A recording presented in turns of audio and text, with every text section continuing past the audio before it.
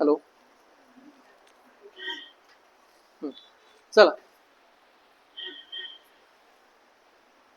परीक्षेला आलेली जी PYQ आहे त्या PYQ ला धरून जर आपण अभ्यास केला तर हे जे 3 चॅप्टर आहेत त्याच्यापैकी आपण मागच्या लेक्चरला एक चॅप्टर बघितलं, त्याचं नाव होतं ब्लड सर्क्युलेटरी सिस्टीम.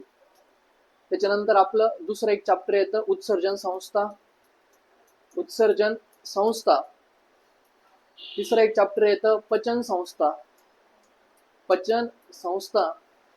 चौथं चॅप्टर येतं पचन संस्था झाल्यानंतर येतं श्वसन संस्था. कोणतं चॅप्टर येतं? श्वसन संस्था. आणि मग त्याच्यानंतर 5वं चॅप्टर जर म्हटलं तर प्रजनन संस्था.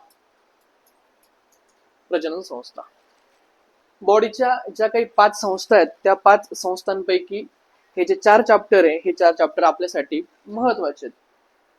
पण तुम्हाला मी याच्या अगोदर पण सांगितलं की हे चॅप्टर गंमत अशी होती की ह्या चॅप्टरच्या सुरुवातीनंच आपलं पुस्तक चालू होऊन जातं.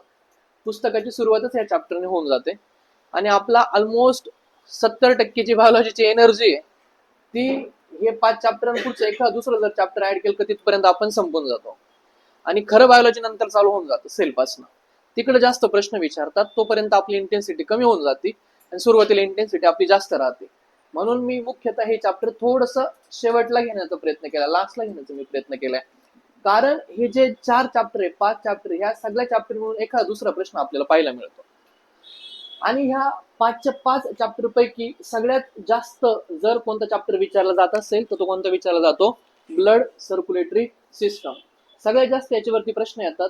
2 नंबर जर म्हटलं तर उत्सर्जन संस्था, 3 नंबर म्हटलं तर पचन संस्था. यातले हे जे 2 चॅप्टर हे काहीच कामाचे नाहीये. त्याच्यातले हे जे 2 चॅप्टर शेवटचे कोणते? श्वसन आणि पचन.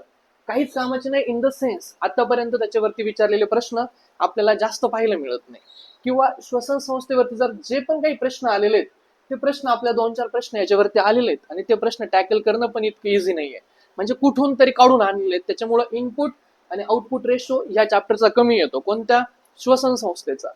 पुढचा चॅप्टर येतो प्रजनन संस्था. प्रजनन संस्थेमध्ये प्लांटचं प्रजनन असेल किंवा ह्युमन बॉडीचं असेल तर आतापर्यंत जर प्रश्न पाहिले तर जे प्राण्यांचं प्रजनन आहे याच्यावरती मोस्टली आयोगाचा प्रश्न विचारण्याचा कल कमी आहे. पण वनस्पतीचं जर प्रजनन म्हटलं तर वनस्पतीच्या प्रजननावरती आतापर्यंत प्रश्न आलेले आहेत. याच्यामध्ये उभं विभाजन, आडवं विभाजन, प्लॅनेरिया ह्या ज्या अँगलने जे प्रश्न आहेत ते तुम्हाला ह्या चॅप्टरमध्ये पाहायला मिळतात. म्हणून हे जे 2 चॅप्टर आहे याच्यापेक्षा ब्लड सर्क्युलेटरी सिस्टम, श्वसन संस्था, उत्सर्जन संस्था हे वरचे 3 चॅप्टर आहेत हे मोस्ट इम्पॉर्टंट आहेत. ठीक आहे. आता मी तुम्हाला सांगू याच्यामध्ये ब्लड सर्क्युलेटरी सिस्टम आपण मागच्या लेक्चरला बघितलं. आता आपण हे 3 चॅप्टर पाहणार आहे आजच्या लेक्चरला. याच्यामध्ये जर स्पेसिफिकली जर आपण उत्सर्जन संस्थेचा जर विचार केला, जर आपण उत्सर्जन संस्थेचा जर विचार केला आणि मग आपण म्हटलं की सर सांगा की या उत्सर्जन संस्थेमध्ये नेमकं प्रश्न विचारण्याचा अँगल कोणता आहे. तुम्हाला जोपर्यंत हे क्लिअर होत नाही ना की नेमकं या चॅप्टर मधनं त्यांना अपेक्षित काय किंवा ते कोणत्या अँगलने ह्या चॅप्टर मध्ये शिरतात, कोणत्या अँगलने ते प्रश्न विचारतात, तोपर्यंत आपला प्रिपरेशनचा जो भाग आहे तो कम्प्लीट होत नाही. आता एक्सक्रिटरी सिस्टम जर म्हटली तर याच्यामध्ये सगळ्यात महत्वाचा एक मुद्दा येतो आणि तो मुद्दा किंवा एक टॉपिक येतो तो म्हणजे तुमचा किडनी. उत्सर्जन संस्था जर म्हटलं तर तुमची किडनी त्याच्यामध्ये महत्वाचा रोल प्ले करते. या किडनीला धरून याच्या आतमध्ये एक महत्वाचं एक सिस्टम येतं ज्याला इंग्लिशमध्ये नेफ्रॉन आपण म्हणतो. काय म्हणतो त्याला? नेफ्रॉन म्हणतो. या नेफ्रॉन वरती त्यांना फार प्रश्न विचारण्याची रुची आपल्याला पाहायला मिळते. म्हणजे उत्सर्जन संस्थेमध्ये किडनीमध्ये नेफ्रॉनचं जे काम चालतं त्या कामावरती आयोगाने 2 ते 3 वेळा प्रश्न विचारलेला आहे. किती वेळा विचारलाय? 2 ते 3 वेळा. ह्या किडनीचं म्हणजे ह्या नेफ्रॉनचं काम कसं चालतं याच्यावरती 2 ते 3 वेळा प्रश्न विचारलेला आपल्याला पाहायला मिळतो. उत्सर्जन संस्थेमध्ये आपण महत्वाची ही गोष्ट पाहणार. याच्यामध्ये तुम्ही नेफ्रॉनचं जे स्ट्रक्चर आहे हे तुमचं बारकाईनं माहीत होणं, तुम्हाला पाठ असणं किंवा तुम्हाला समजणं हे प्रायोरिटीला महत्वाचं. उत्सर्जन संस्थेच्या पलीकडं जर जाऊन आपण पुढच्या टॉपिक मध्ये जर विचार केला ज्याच्यामध्ये तुम्हाला काय पाहायला मिळतं? पचन संस्था पाहायला मिळते. ह्या पचन संस्थामध्ये बऱ्याच साऱ्या गोष्टी येतात. पचनाची सुरुवातच खरं तुमच्या मुखापासून आपल्याला पाहायला मिळते. तुमचं जे मुख आहे या मुखापासून खरं तर तुमची पचन संस्था चालू होते मुखापासून. मूक आहे, मग तुमचा खाली जर म्हटलं तर घसा याच्यामध्ये येतो, ग्रासिका, किंवा तुमचं अन्ननलिका येतं, त्याच्यानंतर तुमची श्वसन संस्था, अन्ननलिका, आणि खरं इथपर्यंत चॅप्टर तुमच्या कामाचं नाहीच, तिथपर्यंत प्रश्न नाही आहेत. याच्या खाली ज्यावेळेस तुमचं स्टमक चालू होऊन जातं, स्टमक, या स्टमक पासून खरं तुमचे प्रश्न विचारण्याची सुरुवात होते. इकडे तुम्हाला असं पॅनक्रियाज पाहायला मिळतो, या पॅनक्रियाज वरती प्रश्न येतात. इकडे तुम्हाला असं लिव्हर पाहायला मिळतं, या लिव्हर, पॅनक्रिया, याच्यानंतर तुमचं असं एक छोटं आतडं, आणि मग हे तुमचं मोठं आतडं, आणि मग हे एंड. तर या पचन संस्थेवरती तुमचा प्रश्न विचारण्याचा जो कल आहे, तो प्रश्न विचारण्याचा कल ह्या तुमच्या स्टमकला धरून आहे. तुमच्या स्टमक वरती प्रश्न ते विचारतात. कुठं प्रश्न विचारतात? तुमच्या स्टमक वरती ते प्रश्न विचारतात. तुमच्या स्टमक वरती प्रश्न विचारतात. महत्वाचा मुद्दा येतो तुमचा पॅनक्रिया. या पॅनक्रियामधनं काही एन्झाईमचं सिक्रेशन होतं. त्या एन्झाईमचं सिक्रेशन आणि त्या एन्झाईमचा वापर कसा होतो, या अँगलने ते प्रश्न विचारतात. तुम्हाला माहित पाहिजे नेमकं काय विचारतात. तुम्हाला हे जे स्टमक आहे, या स्टमक मध्ये जवळपास 40 ते 50% अन्न तुमचं पचन होतं. त्याच्यामध्ये 4 ते 5 तासामध्ये हे अन्न तुमच्या स्टमक मध्ये राहतं, ते पचन होतं. या पचनाच्या प्रोसेसमध्ये हे जे स्टमक आहे, या स्टमक मधनं काही केमिकलचं सिक्रेशन होतं, आणि हे जे केमिकल आहे त्याचा वापर नेमका कशासाठी केला जातो, या अँगलने तुमच्या स्टमक वरती प्रश्न येतो. पॅनक्रियामधनं कशाचं सिक्रेशन होतं, या अँगलने तुमच्या पॅनक्रियाज वरती तुमचा प्रश्न विचारला जातो. 2 प्रश्न तुमच्या लिव्हर वरती विचारलेला, हा सगळ्यात मोठी तुमची ग्लँड आहे बॉडी मधली लिव्हर. 2 नंबरची सगळ्यात मोठी ग्लँड आहे ती तुमची पॅनक्रियाज. आणि हे 2 प्रश्न तुमच्या लिव्हर वरती विचारले की खालीलपैकी शरीरातली सगळ्यात मोठी ग्लँड कोणती, त्यावेळेस तुमचं उत्तर आलं होतं लिव्हर. या लिव्हरला धरून त्यांनी 2 ते 3 प्रश्न विचारले. नंतर येतं स्मॉल इंटेस्टाईन आणि लार्ज इंटेस्टाईन. मग ह्या लार्ज वरती जास्त प्रश्न नाही आहेत, पण ह्या स्मॉल वरती एखादा दुसरा प्रश्न येतो. म्हणजे या सगळ्या पचन संस्थेचा जर विचार केला तर तुम्हाला स्टमक, पॅनक्रियाज, लिव्हर आणि लहान आतडं याच्याबद्दलच्या ज्या काही 2-4 महत्वाच्या गोष्टी आहेत त्या तुम्हाला माहिती असायला पाहिजे. हे झाल्यानंतर मग आपण तिसऱ्या संस्थेकडे शिफ्ट होतो, जिला म्हटलं जातं श्वसन संस्था. या श्वसन संस्थेवरती 2 प्रकार याच्यामध्ये पडतात. ऑक्सिजनच्या उपलब्धतेमध्ये जर श्वसन होत असेल तर त्याला एरोबिक रेस्पिरेशन किंवा ऑक्सिश्वसन असं म्हटलं जातं. जर ऑक्सिजन प्रेझेंट आहे आणि मग तुम्ही श्वसन करता, याला ऑक्सिश्वसन असं म्हटलं जातं. त्याला एरोबिक रेस्पिरेशन म्हटलं जातं. जर ऑक्सिजन प्रेझेंट नाहीये आणि तरी देखील तुम्ही श्वसन करत असाल तर त्याला विनॉक्सी श्वसन म्हटलं जातं. यातला जो फरक आहे तो परीक्षेला असं नाही विचारला जात. त्याच्यामध्ये एक सुंदर प्रश्न विचारतात. ऑक्सिश्वसनाच्या मुख्यतः 1, 2 आणि 3 स्टेप्स येतात. या ज्या 3 स्टेप आहे ह्या कोणत्या, या अँगलने राज्यसेवा प्रिलिमला असेल किंवा याच्या आधी 2 प्रश्न या सेक्शन वरती गेलेले आहेत.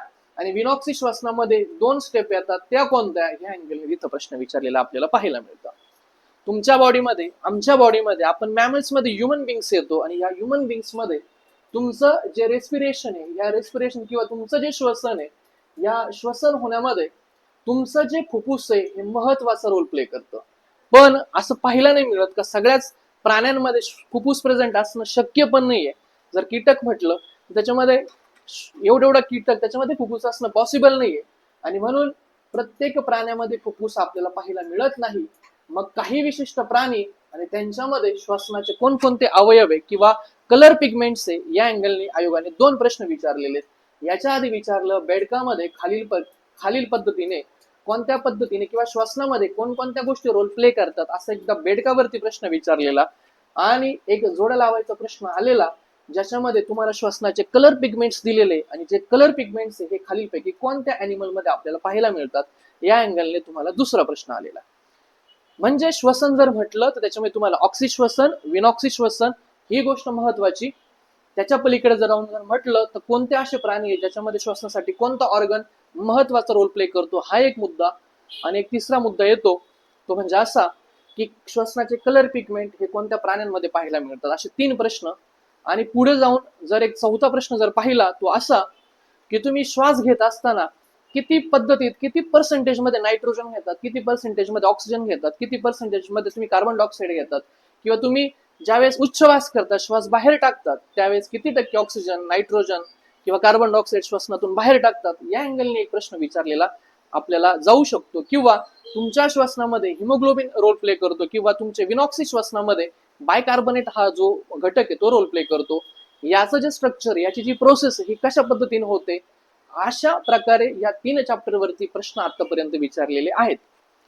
हे आपल्याला माहित असणं अपेक्षित आहे. हे जर माहित असेल तर आपण तो जो कंटेंट आहे तो एकदम प्रॉपर पद्धतीने फुल्ली प्रिपेअर करू शकतो. मग आपल्याला आता ह्या चॅप्टरची सुरुवात करायची. तो चॅप्टर आपण जे उत्सर्जन संस्था आहेत, या उत्सर्जन संस्थेपासून या चॅप्टरला आपण सुरुवात करू. कोणतं चॅप्टर चालू करायचं अगोदर आपल्याला उत्सर्जन संस्था. नीट आहे का? आपण काय चालू करणार? उत्सर्जन संस्था. मी आता ह्यावेळेस प्रत्येक वेळेस सांगायला सुरुवात करतो की नेमकं तुम्हाला या परीक्षेमध्ये काय विचारणार आहे, आतापर्यंत प्रश्न कसे विचारले किंवा पुढे मग प्रश्न कसे विचारले जाऊ शकतात, हे जोपर्यंत तुमचं क्लिअर होणार नाही तोपर्यंत ज्यावेळेस मी घटक बोलतो त्यावेळेस ते कामाचं की बिनकामाचं हे तुमच्या माइंडमध्ये येणार नाही. त्याच्यामुळे हे मी सुरुवातीला सांगतो. दुसरी गोष्ट, हे सांगण्याचं कारण असं आहे, तुम्हाला असं वाटू नये की खूप साऱ्या गोष्टी सरांनी स्किप आउट केल्या किंवा हे नाही घेतलं हे नाही घेतलं. कंटेंट किती घेतो हे महत्वाचं नाहीये. जो कंटेंट आपण घेतो तो परीक्षेला येतो का हे किंबहुना त्यापेक्षा जास्त महत्वाचं आहे. आणि म्हणून प्रश्न आणि प्रश्नाचा हा कंटेंट इतकं माझी प्रिपरेशन असायला पाहिजे. त्याच्या पलीकडं इतक्या साऱ्या बिट्स आहेत ज्या खूप सुंदर असतील, ज्या खूप भारी वाटतील, पण त्या परीक्षेला विचारल्या जात नसतील तर त्या माझ्यासाठी काही कामाच्या नसतात. हा प्रश्न त्याचा हा कंटेंट, हा प्रश्न त्याचा हा कंटेंट, या अँगलनी मला हे जमलं पाहिजे. हे जर जमलं तर खूप साऱ्या गोष्टी तुम्हाला पुस्तकामध्ये सोडण्याचा कॉन्फिडन्स बिल्डअप होऊ शकतो. अदरवाईज ते पुस्तक इतकं मोहाचं आहे, कोणतं पण जॉग्राफी घ्या, हिस्ट्री घ्या, तुम्हाला प्रत्येक गोष्ट कामाची वाटायला लागेल. त्यामुळे प्रश्न तुम्हाला आधी पाहणं आणि त्या प्रश्नांवरनं कंटेंट बिल्ड करणं फार फार महत्वाचं आहे. मी प्रत्येक वेळेस सांगतो, मी लेक्चरला येताना आधी PYQ बघतो, मगच लेक्चरला येतो. अदरवाईज मी लेक्चरला कोणताच जात नाही. कारण जोपर्यंत माझाच अप्रोच क्लिअर नसेल मी समोरच्याला काय सांगणार आहे. त्यामुळे माझा अप्रोच क्लिअर होण्यासाठी मला प्रश्न पाहावे लागतात, तरच मी इथं बोलू शकतो. नाही तर मला अख्खं पुस्तक महत्वाचं वाटायला सुरुवात होईल, मग त्या लेक्चरचा काय फायदा होणार. त्यामुळे जसं मी प्रश्न पाहून येतो, माझी पण अपेक्षा अशीच असते की तुम्हाला सुद्धा प्रश्न माहिती असायला पाहिजे, तुम्ही सुद्धा प्रश्न पाहून आलं पाहिजे, जेणेकरून मी बरोबर घेतो का चुकीचं घेतो हे तुम्हाला कळायला सुरुवात होईल. तर त्यातला पहिला जो चॅप्टर आहे तो आपण सुरू करू, तो म्हणजे कोणता? उत्सर्जन संस्था. मी तुमचा एक हा पण भ्रम क्लिअर केला की या 4 ते 5 चॅप्टर मध्ये एखादा दुसराच प्रश्न येत असतो. 4-5 चॅप्टर म्हणून, पण एक चॅप्टर जो तुम्हाला 2 पानांमध्ये 1 मार्क देतो ज्याचं नाव आहे सेल. एक चॅप्टर आहे 3 पानं 2 पानांमध्ये तुम्हाला मार्क देतो ज्याचं नाव आहे प्लांट क्लासिफिकेशन. काय नाव आहे त्याचं? सगळ्यात सोपा चॅप्टर आहे न्यूट्रिशन, तुम्हाला 1-2 मार्क फुकटचे देऊन जातो. त्याच्याही पेक्षा मी 3-4 पानांची PDF आणली होती, डिसीज, 2 मार्क देऊन जातो तुम्हाला. तर तुम्हाला हे कळलं पाहिजे की एफर्ट्स कुठे टाकायचे. तुम्हाला आता मी प्लांटचे डिसीज सांगितले, एक प्रश्न सांगितले नाही आपण घेऊ, ते हार्डली तुम्हाला 15-20 डिसीज, एक प्रश्न अपेक्षित आहे.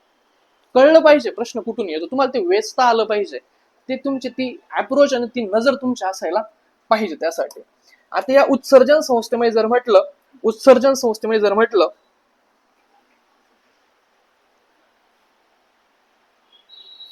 उत्सर्जन संस्थेमध्ये जर म्हटलं तर आपल्या बॉडीमध्ये महत्वाच्या 4 गोष्टी आहेत ज्या उत्सर्जनासाठी.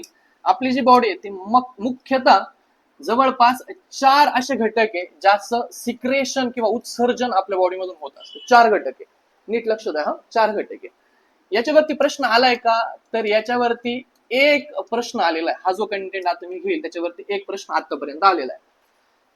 ही जी बॉडी आहे, कोणती पण बॉडी असेल, प्राण्यांची असेल, कोणती जी बॉडी असेल, त्या बॉडीमधनं मुख्यतः 4 घटकांचं उत्सर्जन होतं. किती घटकांचं उत्सर्जन होतं? 4. नीट लक्षात घ्या. किती घटकांचं उत्सर्जन होतं? मुख्यतः 4. त्याच्यामध्ये पहिला घटक येतो ज्याला म्हटलं जातं अमोनिया. काय म्हणतात त्याला? अमोनिया. दुसरा जो घटक आहे ज्याचं उत्सर्जन होतं त्याला म्हटलं जातं युरिया. काय म्हटलं जातं त्याला? युरिया. तिसरा घटक आहे ज्याचं उत्सर्जन होतं त्याला म्हटलं जातं युरिक ऍसिड. काय म्हणतात बाळा त्याला? Uric acid. आणि जो चौथा घटक आहे ज्याचं उत्सर्जन होतं त्याला म्हटलं जातं ग्वानिन. काय म्हटलं जातं त्याला? ग्वानिन. म्हणजे बॉडीमधनं 4 प्रकारचं उत्सर्जन, प्राण्यांच्या, माणसांच्या बॉडीमधनं मुख्यतः 4 प्रकारच्या घटकांचं उत्सर्जन होतं, ज्याच्यामध्ये 1 नंबर येतो अमोनिया, 2 नंबर येतो युरिया, 3 नंबर येतो युरिक ऍसिड आणि 4 नंबर येतं guanine. Ammonia, urea, uric acid, guanine. Ammonia, urea, uric acid, guanine. Ammonia, urea, uric acid, guanine. हा जो अमोनिया, याला उत्सर्जन करण्यासाठी सगळ्यात जास्त पाणी लागतं. 500 ml जवळपास 1 ग्राम साठी पाणी लागतं. हे पाठ नाही करायचं, हे पाठ नाही करायचं. 500 ml लागतं. सांगतोय मी सांगते म्हणून ते मला सांगवलं, पाठ नाही करायचं. युरिया ज्याचं उत्सर्जन बॉडीमधनं होतं याच्या 1 ग्राम साठी ऑलमोस्ट 50 ml पाणी लागतं. किती पाणी लागतं? 50 ml पाणी लागतं. हा जो युरिक ऍसिड आहे, आय थिंक याच्या 1 ग्राम साठी 10 ml पाणी लागतं. किती ml पाणी लागतं? 10 ml पाणी लागतं. ग्वानिनसाठी तर पाणीच नाही लागत. पाणी लागत नाही म्हणजे हे कीटक, हे जे ग्वानिन आहे हे जवळपास कोळी असतील, कीटक असतील किंवा अरेकनिड संघाचे हे जे प्राणी आहेत, अरेकनिड आर्थ्रोपोडामध्ये आपण पाहिलं होतं. अरेकनिड संघाचे जे प्राणी आहेत, या प्राण्यांमधनं मुख्यतः ग्वानिनचं सिक्रेशन होतं. आणि हे इतके छोटे प्राणी आहेत की त्याच्यामध्ये पाणी असण्याची शक्यता फार कमी, म्हणजे खूप कमी प्रमाणात त्याच्यामध्ये पाणी आपल्याला पाहायला मिळतं. कोळी, कीटक, विंचू, अरेकनिड संघातील प्राणी, हे जे प्राणी आहेत हे मुख्यतः ग्वानिनचं सिक्रेशन करताना आपल्याला पाहायला मिळतं. म्हणजे सगळ्यात जास्त अमोनिया कोणते प्राणी उत्सर्जन करत असतील, ज्याच्याकडे जास्त क्वांटिटीमध्ये पाणी आपल्याला पाहायला मिळतं. युरियासाठी 50 ml, थोडंसं कमी पाणी असतं तरी 1 ग्रामचं युरियाचं सिक्रेशन होतं. युरिक ऍसिडसाठी फक्त 10 ml लागतं. आणि मग पुढचं जर मुद्दा म्हटलं ग्वानिन, त्याच्यामध्ये कोळी असतील, विंचू असतील, कीटक असतील किंवा अरेकनिड संघाचे जे प्राणी आहेत, ते प्राण्यांमधनं आपल्याला ग्वानिनचं सिक्रेशन झालेलं पाहायला मिळतं. ह्या 3 घटकांपैकी, हे जे 3 घटक आहे, या 3 घटकांपैकी जर म्हटलं, हा मुद्दा तुमच्यासाठी महत्वाचा, यामुळे जर म्हटलं तर सर्वात विषारी पदार्थ जर कोणता असेल तर तो येतो अमोनिया. सगळ्यात विषारी अमोनिया हा सर्वात विषारी टाकाऊ पदार्थ आहे बॉडी मधला. अमोनिया विषारी, खूप जास्त विषारी. त्याच्यानंतर हा जो युरिया आहे, याचा विचार जर केला तर हा मध्यम विषारी आपल्याला पाहायला मिळतो. हा खूप जास्त विषारी नाहीये, पण हा मध्यम विषारी आहे. हा जो युरिक ऍसिड आहे हा सर्वात कमी विषारी. युरिक ऍसिड कसं आहे बाळा? सर्वात कमी विषारी. सर्वात कमी विषारी जर कोण असेल तर कोण येतो? तो तुमचा युरिक ऍसिड येतो. कोण येतो? तुमचा युरिक ऍसिड मध्ये येतो. जे प्राणी तुमचा हा जो अमोनिया आहे, या अमोनियाचं उत्सर्जन करत असतील, त्या प्राण्यांना अमोनोटेलिक अॅनिमल असं म्हटलं जातं. काय म्हटलं जातं यांना? अमोनोटेलिक अॅनिमल म्हटलं जातं. काय म्हटलं जातं याला? अमोनोटेलिक अॅनिमल असं म्हटलं जातं. जे प्राणी अमोनियाचं उत्सर्जन करतात त्या प्राण्यांना अमोनोटेलिक प्राणी असं म्हटलं जातं. जे प्राणी युरियाचं उत्सर्जन करतात त्यांना युरिओटेलिक म्हटलं जातं. काय म्हटलं जातं त्यांना? युरिओटेलिक म्हटलं जातं. काय म्हटलं त्यांना? युरिओटेलिक अॅनिमल म्हटलं जातं. जे प्राणी युरिक ऍसिडचं उत्सर्जन करतात त्या प्राण्यांना सुद्धा युरिओटेलिक म्हटलं जातं. काय म्हटलं जातं यांना सुद्धा? युरिओटेलिक अॅनिमल असं म्हटलं जातं. Ammonotelic animal, ureotelic animal, ureotelic animal. Aminotelic अमोनियाचं उत्सर्जन करतात त्यांना अमोनोटेलिक अॅनिमल म्हटलं जातं. जे युरियाचं उत्सर्जन करतात त्यांना युरिओटेलिक अॅनिमल असं म्हटलं जातं. जे युरिक ऍसिडचं उत्सर्जन करतात त्यांना सुद्धा युरिओटेलिक अॅनिमल असं म्हटलं जातं. अमोनोटेलिक, युरिओटेलिक, एकदम सिंपल पॉईंट आहे. 500 ml आहे, 50 ml आहे, 10 ml आहे, सगळ्यात विषारी आहे, मध्यम विषारी आहे, काहीच विषारी नाही, खूप जास्त कमी विषारी आहे. अमोनोटेलिक म्हटलं जातं, युरिओटेलिक म्हटलं जातं, युरिओटेलिक म्हटलं जातं. ग्वानिन मध्ये कोण कोण येतात? कीटक येतात, कोळी येतात, विंचू येतात किंवा अरेकनिड संघातले जे प्राणी आहेत. अरेकनिड जर म्हटलं तर हा जो संघ आहे तुमचा अरेकनिड, हा तुमच्या आर्थ्रोपोडामध्ये पाहायला मिळतो. कुठं पाहायला मिळतो? तुमच्या आर्थ्रोपोडा हा जो संघ आहे, या संघामध्ये तुम्हाला अरेकनिड पाहायला मिळतात. कीटकांचा जर विचार केला तर आपण कीटकांची एक बीट पाहिली होती का सर्वात मोठा संघ जर कोणता असेल तो कोणता येतो? आर्थ्रोपोडा. आणि 2 नंबर जर संघ येत असेल तो कोणता येतो? मोलुस्का येतो. याच्यावरती आता ग्रुप सी च्या मेन्स मध्ये 2024च्या का 23च्या याच्यावरती प्रश्न आला. 23च्या इथपर्यंतच्या गोष्टी आहेत ज्या आपल्याला माहिती असणं अपेक्षित आहे. जर 500 ml किंवा हा जो अमोनिया, हे कोणते असे प्राणी आहेत जे अमोनियाचं उत्सर्जन करतात? ज्याच्यामध्ये पहिला प्राणी येतो ते म्हणजे गोड्या पाण्यातले मासे. कोण येते याच्यामध्ये? गोड्या पाण्यातले जे मासे आहेत, गोड्या पाण्यातले जे मासे आहेत ते तुम्हाला याचं उत्सर्जन करताना पाहायला मिळतात. कशाचं रे? गोड्या पाण्यातली मासे असतील ते तुम्हाला अमोनियाचं उत्सर्जन करताना पाहायला मिळतात. पुढचा जो मुद्दा आहे युरिया आणि युरिक ऍसिड. युरिया आणि युरिक ऍसिड. तर हा जो युरियाचा जो विषय, आपण जे ह्युमन बिईंग्स किंवा जे तुमचे सस्तन असतील, सस्तन प्राणी जे असतील, आपण सस्तन प्राण्यांमध्येच येतो ना. सस्तन प्राणी असतील, सस्तन प्राणी म्हणजे असे प्राणी ज्यांना स्तनग्रंथी असतात आणि जे पिलांना जन्म देतात. माहिती आहे, आपण लय वेळा बोललो याच्यावरती. सस्तन प्राणी म्हणजे काय? जे पिलांना जन्म देतात, ज्यांना स्तनग्रंथी असतात, अशा प्राण्यांना सस्तन प्राणी असं म्हटलं जातं. आणि मुख्यतः आपण ह्युमन बिईंग्स या सस्तन प्राण्यांमध्ये येतो. आणि हे जे सस्तन प्राणी आहे हा कोणता घटक उत्सर्जित करतात? कोणता घटक उत्सर्जित करतात? तर युरिया उत्सर्जित करताना आपल्याला पाहायला मिळतं. त्यामुळे तो युरिया जो आहे तो आपल्याला सस्तन प्राण्यांसाठी माहित असणं अपेक्षित आहे. सस्तन प्राणी आपण लक्षात ठेवायचं. पुढचा मुद्दा येतो तुमचा युरिक ऍसिड. आता युरिक ऍसिड कोणते असे प्राणी येतात जे तुमचं युरिक ऍसिडचं सिक्रेशन करतात? याच्यामध्ये मुख्यतः सरपटणारे प्राणी असतील, पक्षी असतील, गोगलगाय असेल. याच्यामध्ये 3 प्रकारचे प्राणी आहेत. मला वाटतं प्राणी तुम्ही लक्षात ठेवलं पाहिजे. याच्यामध्ये तुमचे सरपटणारे प्राणी असतील, तुमची गोगलगाय असेल, गोगलगाय असेल किंवा तुमचे जे उभयचर आहेत किंवा तुमचे जे उभयचर येतात, गोगलगाय येते, पक्षी येतात, सरपटणारे येतात, गोगलगाय येते, उभयचर नाही, पक्षी येतात. हे जे आहे पक्षी, गोगलगाय, सरपटणारे हे जे प्राणी हे तुमच्या युरिक ऍसिडचं सिक्रेशन करतात. थोडे थोडे प्राणी आपल्याला माहित असणं अपेक्षित आहे. यातला सगळ्यात महत्वाचा प्रश्न हा येतो बघा, की आपण जे सस्तन प्राणी किंवा आपण ज्याच्यामध्ये येतो तो आपण कोणता घटक उत्सर्जित करतो, तर त्याच्यामध्ये कोणतं येतं? युरिया. तर युरियाचं सिक्रेशन किंवा उत्सर्जन कोण कोण करतं? तर सस्तन प्राणी त्याच्यामध्ये येतात. युरिक ऍसिड मध्ये जर म्हटलं तर त्याच्यामध्ये तुम्हाला सरपटणारे प्राणी असतील, गोगलगाय असतील, पक्षी असतील, हे जे प्राणी आहेत हे तुमच्या युरियाचं उत्सर्जन करतात. आणि ग्वानिन मध्ये तुम्हाला माहितीच आहे, कोळी असेल, विंचू असेल, कीटक असेल किंवा अरेक्निड संघाचे जे प्राणी आहेत ते याचं उत्सर्जन करताना आपल्याला पाहायला मिळतात. अजून दोन प्रश्न मला वाटतं फार महत्वाचे आहेत, की युरिया तयार होताना कोणती सायकल होते किंवा अमोनियाचं उत्सर्जन होताना कोणती सायकल होतं. तर ह्या ज्या सायकल आहेत या सायकल मला वाटतं तुम्हाला माहित असणं महत्वाच्या आहेत. दोन सायकल येतात, एक ऑर्निथिन सायकल येते आणि एक राहते आयनोसायनिक पाथवे. दोन सायकल येतात, ऑर्निथिन सायकल आणि दुसरं येते आयनोसायनिक पाथवे. आता युरिक ऍसिडचं सिक्रेशन, युरियाचं सिक्रेशन आणि युरिक ऍसिडचं सिक्रेशन मध्ये दोन महत्वाच्या गोष्टी मला वाटतं त्या लक्षात ठेवल्या पाहिजे. युरिया तयार होत असताना कोणत्या सायकल थ्रू होतं? तर ऑर्निथिन नावाची सायकल आहे. हे एक सायकल आहे, ही एक प्रोसेस आहे, ऑर्निथिन नावाची सायकल किंवा ऑर्निथिन नावाची प्रोसेस. या प्रोसेस थ्रू तुमच्या बॉडीमध्ये युरिया तयार होतो. तर युरिया तयार होण्यासाठी कोणती सायकल आहे? Ornithine cycle. लक्षात ठेवा, कोणती सायकल आहे? Ornithine cycle. युरिया तयार होण्यासाठी कोणती सायकल आहे? ऑर्निथिन सायकल आहे. आणि अजून एक पाथवे येतो ज्याला आयनोसायनिक पाथवे म्हटलं जातं. काय म्हटलं जातं याला? आयनोसायनिक पाथवे. या आयनोसायनिक पाथवेद्वारे तुमच्या बॉडीमध्ये युरिक ऍसिड तयार होतं. काय तयार होतं तुमच्या बॉडीमध्ये? युरिक ऍसिड तयार होतं. म्हणजे मला दोन गोष्टी मी तुम्हाला ज्या सांगितल्या मला वाटतं ह्या महत्वाच्या, त्याच्यावरती जर प्रश्न आला तर तो तुम्हाला कळायला पाहिजे. आयनोसायनिक पाथवे, ऑर्निथिन सायकल. ऑर्निथिन सायकलने काय तयार होतं? युरिया.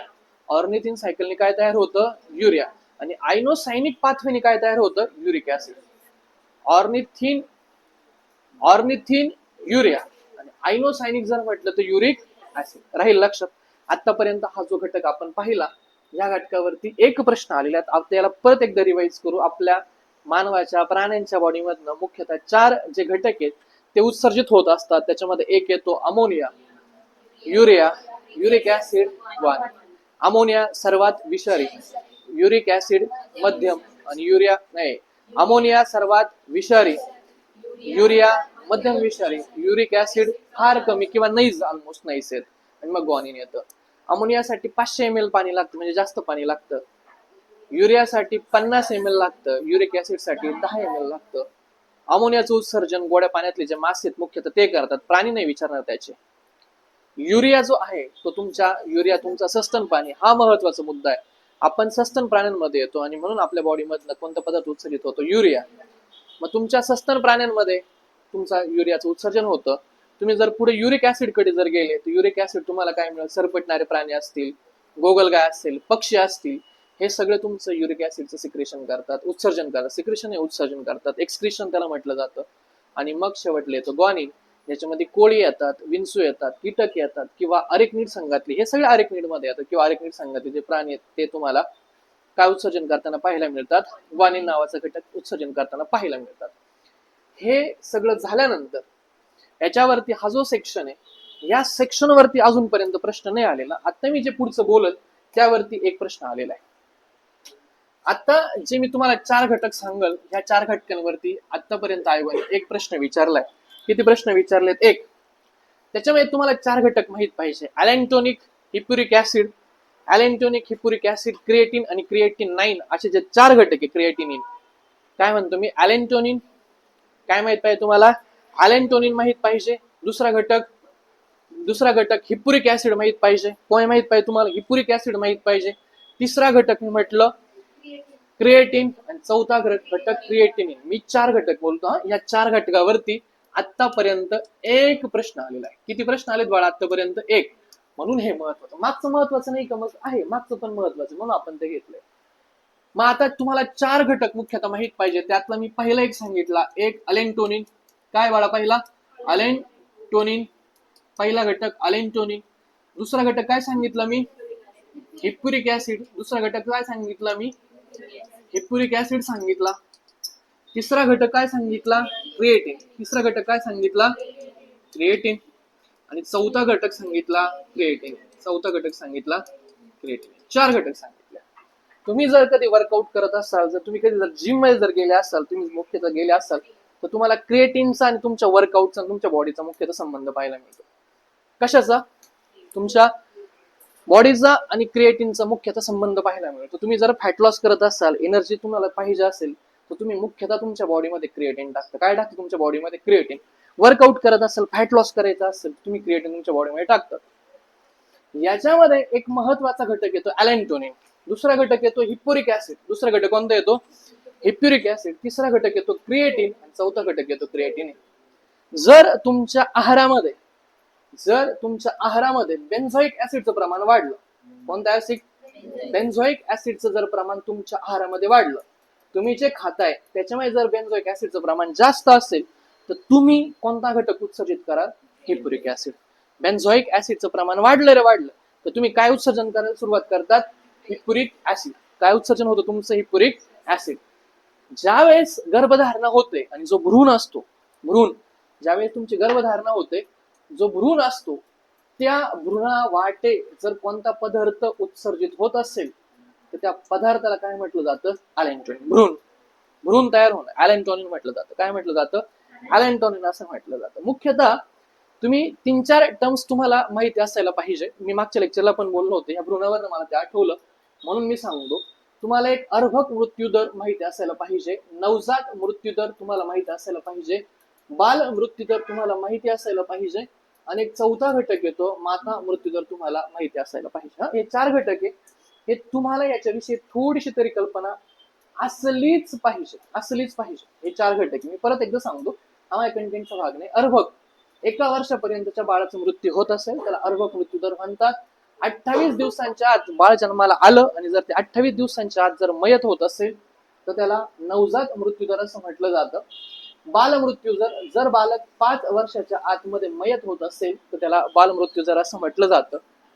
माता मृत्यूदर, जर तुमची प्रेग्नन्सी कंटिन्यू आहे, तुम्ही जर डिलिव्हरीच्या पिरियडमध्ये, जर डिलिव्हरीच्या 42 दिवस अगोदर गर्भधारणेच्या वेळेस जर माता मृत्यू जर झाली, 1,00,000 जिवंत बाळांच्या जन्मांमागे जर गर्भधारणेमध्ये माताचा मृत्यू झाला असेल गर्भधारणेमध्ये, तर त्याला माता मृत्यूदर म्हटलं जातं. गर्भधारणेच्या 42 नाही, पूर्ण गर्भधारणेमध्ये आणि तुमचं बाळ जन्माला आल्यानंतर पुढचे 42 दिवस, तुमच्या 42 दिवसामध्ये जर माताचा मृत्यू झाला असेल, तर त्याला माता मृत्यूदर असं म्हटलं जातं. तुमची डिलिव्हरी होत असताना, तुमची गर्भधारणा असताना, तुमची डिलिव्हरी होत असताना, तुम्ही डिलिव्हरी होऊन जर 42 दिवसांच्या आतमध्ये ती माता जर मयत होत असेल, तर त्याला माता मृत्यूदर म्हटलं जातं. हा 1,00,000 मागे म्हणजे काय?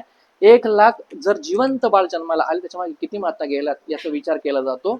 आणि जर याचा मी आणखी याला एक्सटेंड केलं, तुमचं लोकसंख्या धोरण येतं 2002चं. या 2002च्या लोकसंख्या धोरणामध्ये माता मृत्यू दर आपण 97 ठेवण्याचा प्रयत्न केला. 97 नाही, 100 ठेवण्याचा प्रयत्न केला. किती ठेवण्याचा प्रयत्न आहे? 2002चं आपलं धोरण आहे. किती असायला पाहिजे? 100 असायला पाहिजे. आणि त्याच्यामुळे आय थिंक बालमृत्यू दर आपण 31चा काहीतरी आकडा आपण त्याचा कन्सिडर केला. 31च ना? 30 आहे का? ओके, 30 आहे का? 100, 30, ओके, 30चा आपण याच्यावरती कन्सिडर केलं. ह्या 2 गोष्टी तुम्हाला माहिती असायला पाहिजे. याचा माझ्या लेक्चरचा काही संबंध नाही, ते लिंक आली म्हणून सांगितलं. ॲलेन्टोनिन हा जो नावाचा घटक आहे, हा तुमचा जो भ्रूण आहे, भ्रूण पोटामधलं असलेलं बाळ, त्याला भ्रूण म्हटलं जातं. 1 वर्षापर्यंतचं बाळ, त्याला अर्भक म्हटलं जातं. या भ्रूणामध्ये, या भ्रूणावाटे जो पदार्थ उत्सर्जित केला जातो, या पदार्थाला काय म्हटलं जातं बाळा?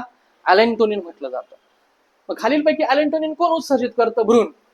तुमचं बेन्झोइक ऍसिडचं प्रमाण वाढलं जेवणामध्ये, तुमचं सिक्रेशन कशाचं होणार आहे? उत्सर्जन कशाचं होणार? तुमचं हिप्पुरिक ऍसिडचं. पुढचा राहिला क्रिएटिन आणि क्रिएटिन आहे.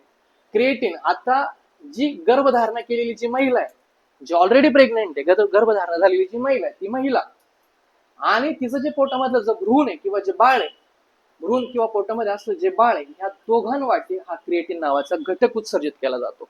क्रिएटिन नावाचा. आणि ह्या क्रिएटिनच्या पचनामधनं जो घटक तयार होतो त्याला क्रिएटिन म्हटलं जातं. ह्या पचनामधनं हे ज्यावेळी डायजेस्ट होतं किंवा याचं जे पचन होतं किंवा याचं जे काम कम्प्लीट होतं बॉडीमध्ये, त्याच्यापासून एक नवीन पदार्थ तयार होतो ज्याला म्हटलं जातं क्रिएटिन. आणि आय थिंक तुमचा प्रश्न ह्या क्रिएटिन वरती आलेला आहे. ते ॲलेक्टोनिन तुमच्या भ्रूणाद्वारे उत्सर्जित होतो. हिपुरिक ऍसिड तुमचं बेन्झोइक ऍसिडचं प्रमाण जेवणात वाढलं, हिपुरिक ऍसिड होतं. गर्भधारणा महिला किंवा जे बाळ आहे त्याच्या वाटे क्रिएटिन उत्सर्जित होतं आणि क्रिएटिनच्या पचनामधनं एक घटक तयार होतो ज्याला क्रिएटिनिन असं म्हटलं जातं. आतापर्यंत हा जो मुद्दा आहे हा तुमच्यासाठी महत्वाचा आहे. आता तुमच्या नॉलेजसाठी सांगून देतो फॉर युअर, हा जो क्रिएटिन आहे, क्रिएटिन, मी याच्यामध्ये दोन गोष्टी सांगतो तुम्हाला. मोस्टली तुम्ही जिम मध्ये जात असेल की नाही, तुम्ही आता हा माझ्या कंटेंटचाच भाग आहे. तुमच्या उत्सर्जनामध्ये महत्वाचा रोल प्ले करतो तुमचा लिव्हर. कोण? लिव्हर. महत्वाचा रोल प्ले करतो तुमचं किडनी. कोण? किडनी. आणि या किडनीमध्ये नेफ्रॉन हा तुमच्या उत्सर्जनामध्ये महत्वाचा रोल प्ले करतो. उत्सर्जन, तुमचं जे युरिन आहे किंवा जो युरिया आहे हा डायरेक्ट किडनीत नाही तयार होतो. युरिया हा तुमच्या लिव्हर मध्ये तयार होतो. युरिया कुठे तयार होतो बाळा? युरिया लिव्हर मध्ये तयार होतो. हा युरिया तुमच्या लिव्हर मध्ये ज्यावेळेस तयार होतो त्यावेळेस त्या लिव्हर मधनं तो युरिया पिकअप केला जातो, उचलला जातो. उचलण्यासाठी काय बुलडोजर नसेल ना मध्ये, तो उचलण्यासाठी ब्लड राहतं. ह्या जे ब्लड आहे हा तुमचा लिव्हर मधला युरिया तयार झाला, हा युरिया तुमचं ब्लड पिकअप करतं, उचलतं. हा उचलून आणून तुमच्या किडनीमध्ये सोडला जातो. किडनीमध्ये तुमच्या नेफ्रॉनमध्ये आणून मग तुमचं युरिन तयार होतं. ज्या वेळेस तुम्ही जास्त दारू पिता त्यावेळेस तुमचं हा जो लिव्हर आहे हा तुमचा लिव्हर डॅमेज होतो अल्कोहोलमुळे. जर तुम्ही प्रचंड अल्कोहोलिक झाले तर तुमचं लिव्हर मोस्टली डॅमेज व्हायला लागतं. लिव्हर जर तुम्ही तुमच्या बॉडीमध्ये अल्टिमेटली एक्स्ट्राचं जर प्रोटीन टाकलं, एक्स्ट्राचं जर तुमच्या बॉडीमध्ये जर तुम्ही एक्स्ट्राचं प्रोटीन टाकलं तर ते प्रोटीन फिल्टर करण्याचं काम तुमच्या ब्लडमधनं त्या प्रोटीनला पचवण्याचं, त्याच्यापासून युरिन फिल्टर करण्याचं काम हे तुमच्या किडनीमध्ये होत राहतंय.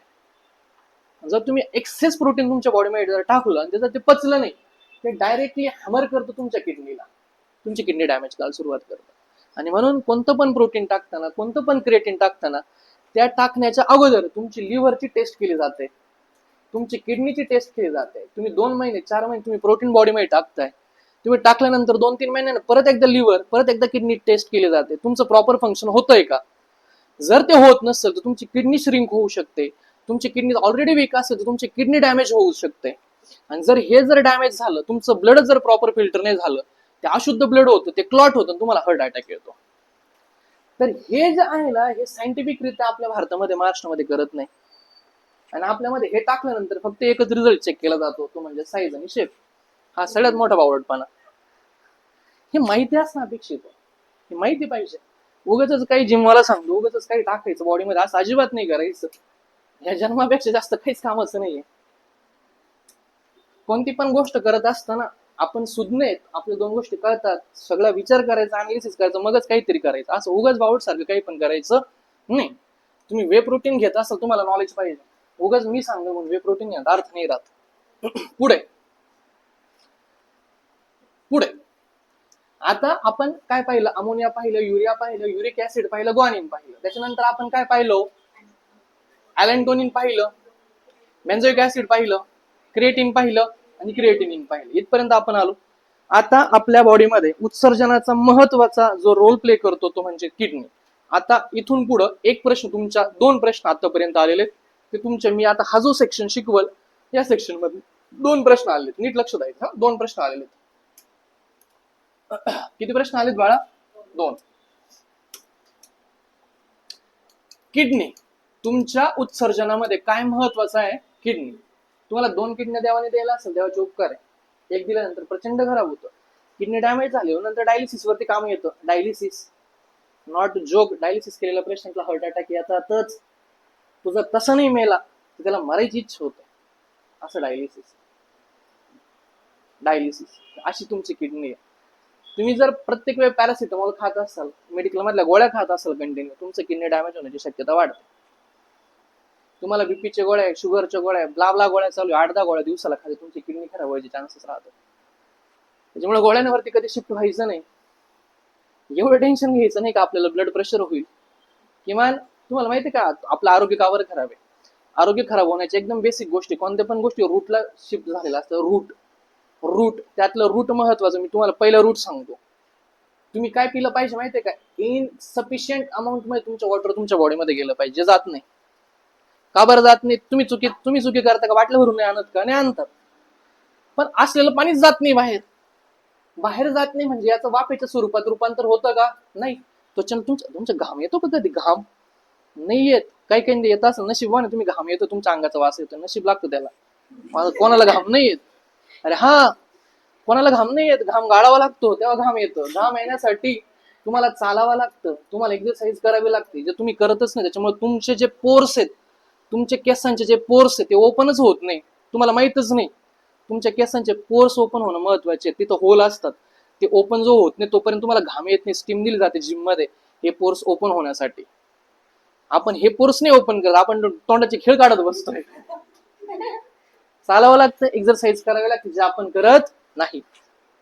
5 किलोमीटर रोज चाललं पाहिजे, जे आपण चालत नाही. त्याच्यामुळे आपल्याला घाम येत नाही. घाम येत नाही म्हणून आपण पाणी बॉडीमध्ये टाकत नाही. हे प्रॉपर वर्कआउट होत नाही, बॉडीची अजिबात हालचाल होत नाही. त्याच्यामुळे तुमचं पचन प्रॉपर नाही, प्रचन प्रॉपर नाही, त्याच्यामुळे तुमचं उत्सर्जन चांगलं नाही. हे सगळं कुठं लपलं माहितीये का? हे सगळं तुमच्या पाण्यापाशी, तुमच्या चालण्यापाशी, तुमच्या घाम निघण्यापाशी, तुमच्या पचनापाशी आणि तुमच्या उत्सर्जनापाशी. हे जर 5 सिस्टम जर तुमचे चांगले चालू असतील तर your on the right pathway. Otherwise ना, तुम्ही जर जुने लोक पाहिला असेल तर 6-6-7 किलोमीटर चालायचे, मळ्याचा रस्ता रोज चालत जायचं, रोज चालत 10 किलोमीटर त्यांचं डेलीचं रूट होता चालण्याचा. आपल्याकडनं 2 किलोमीटर बी होत नाही रोज.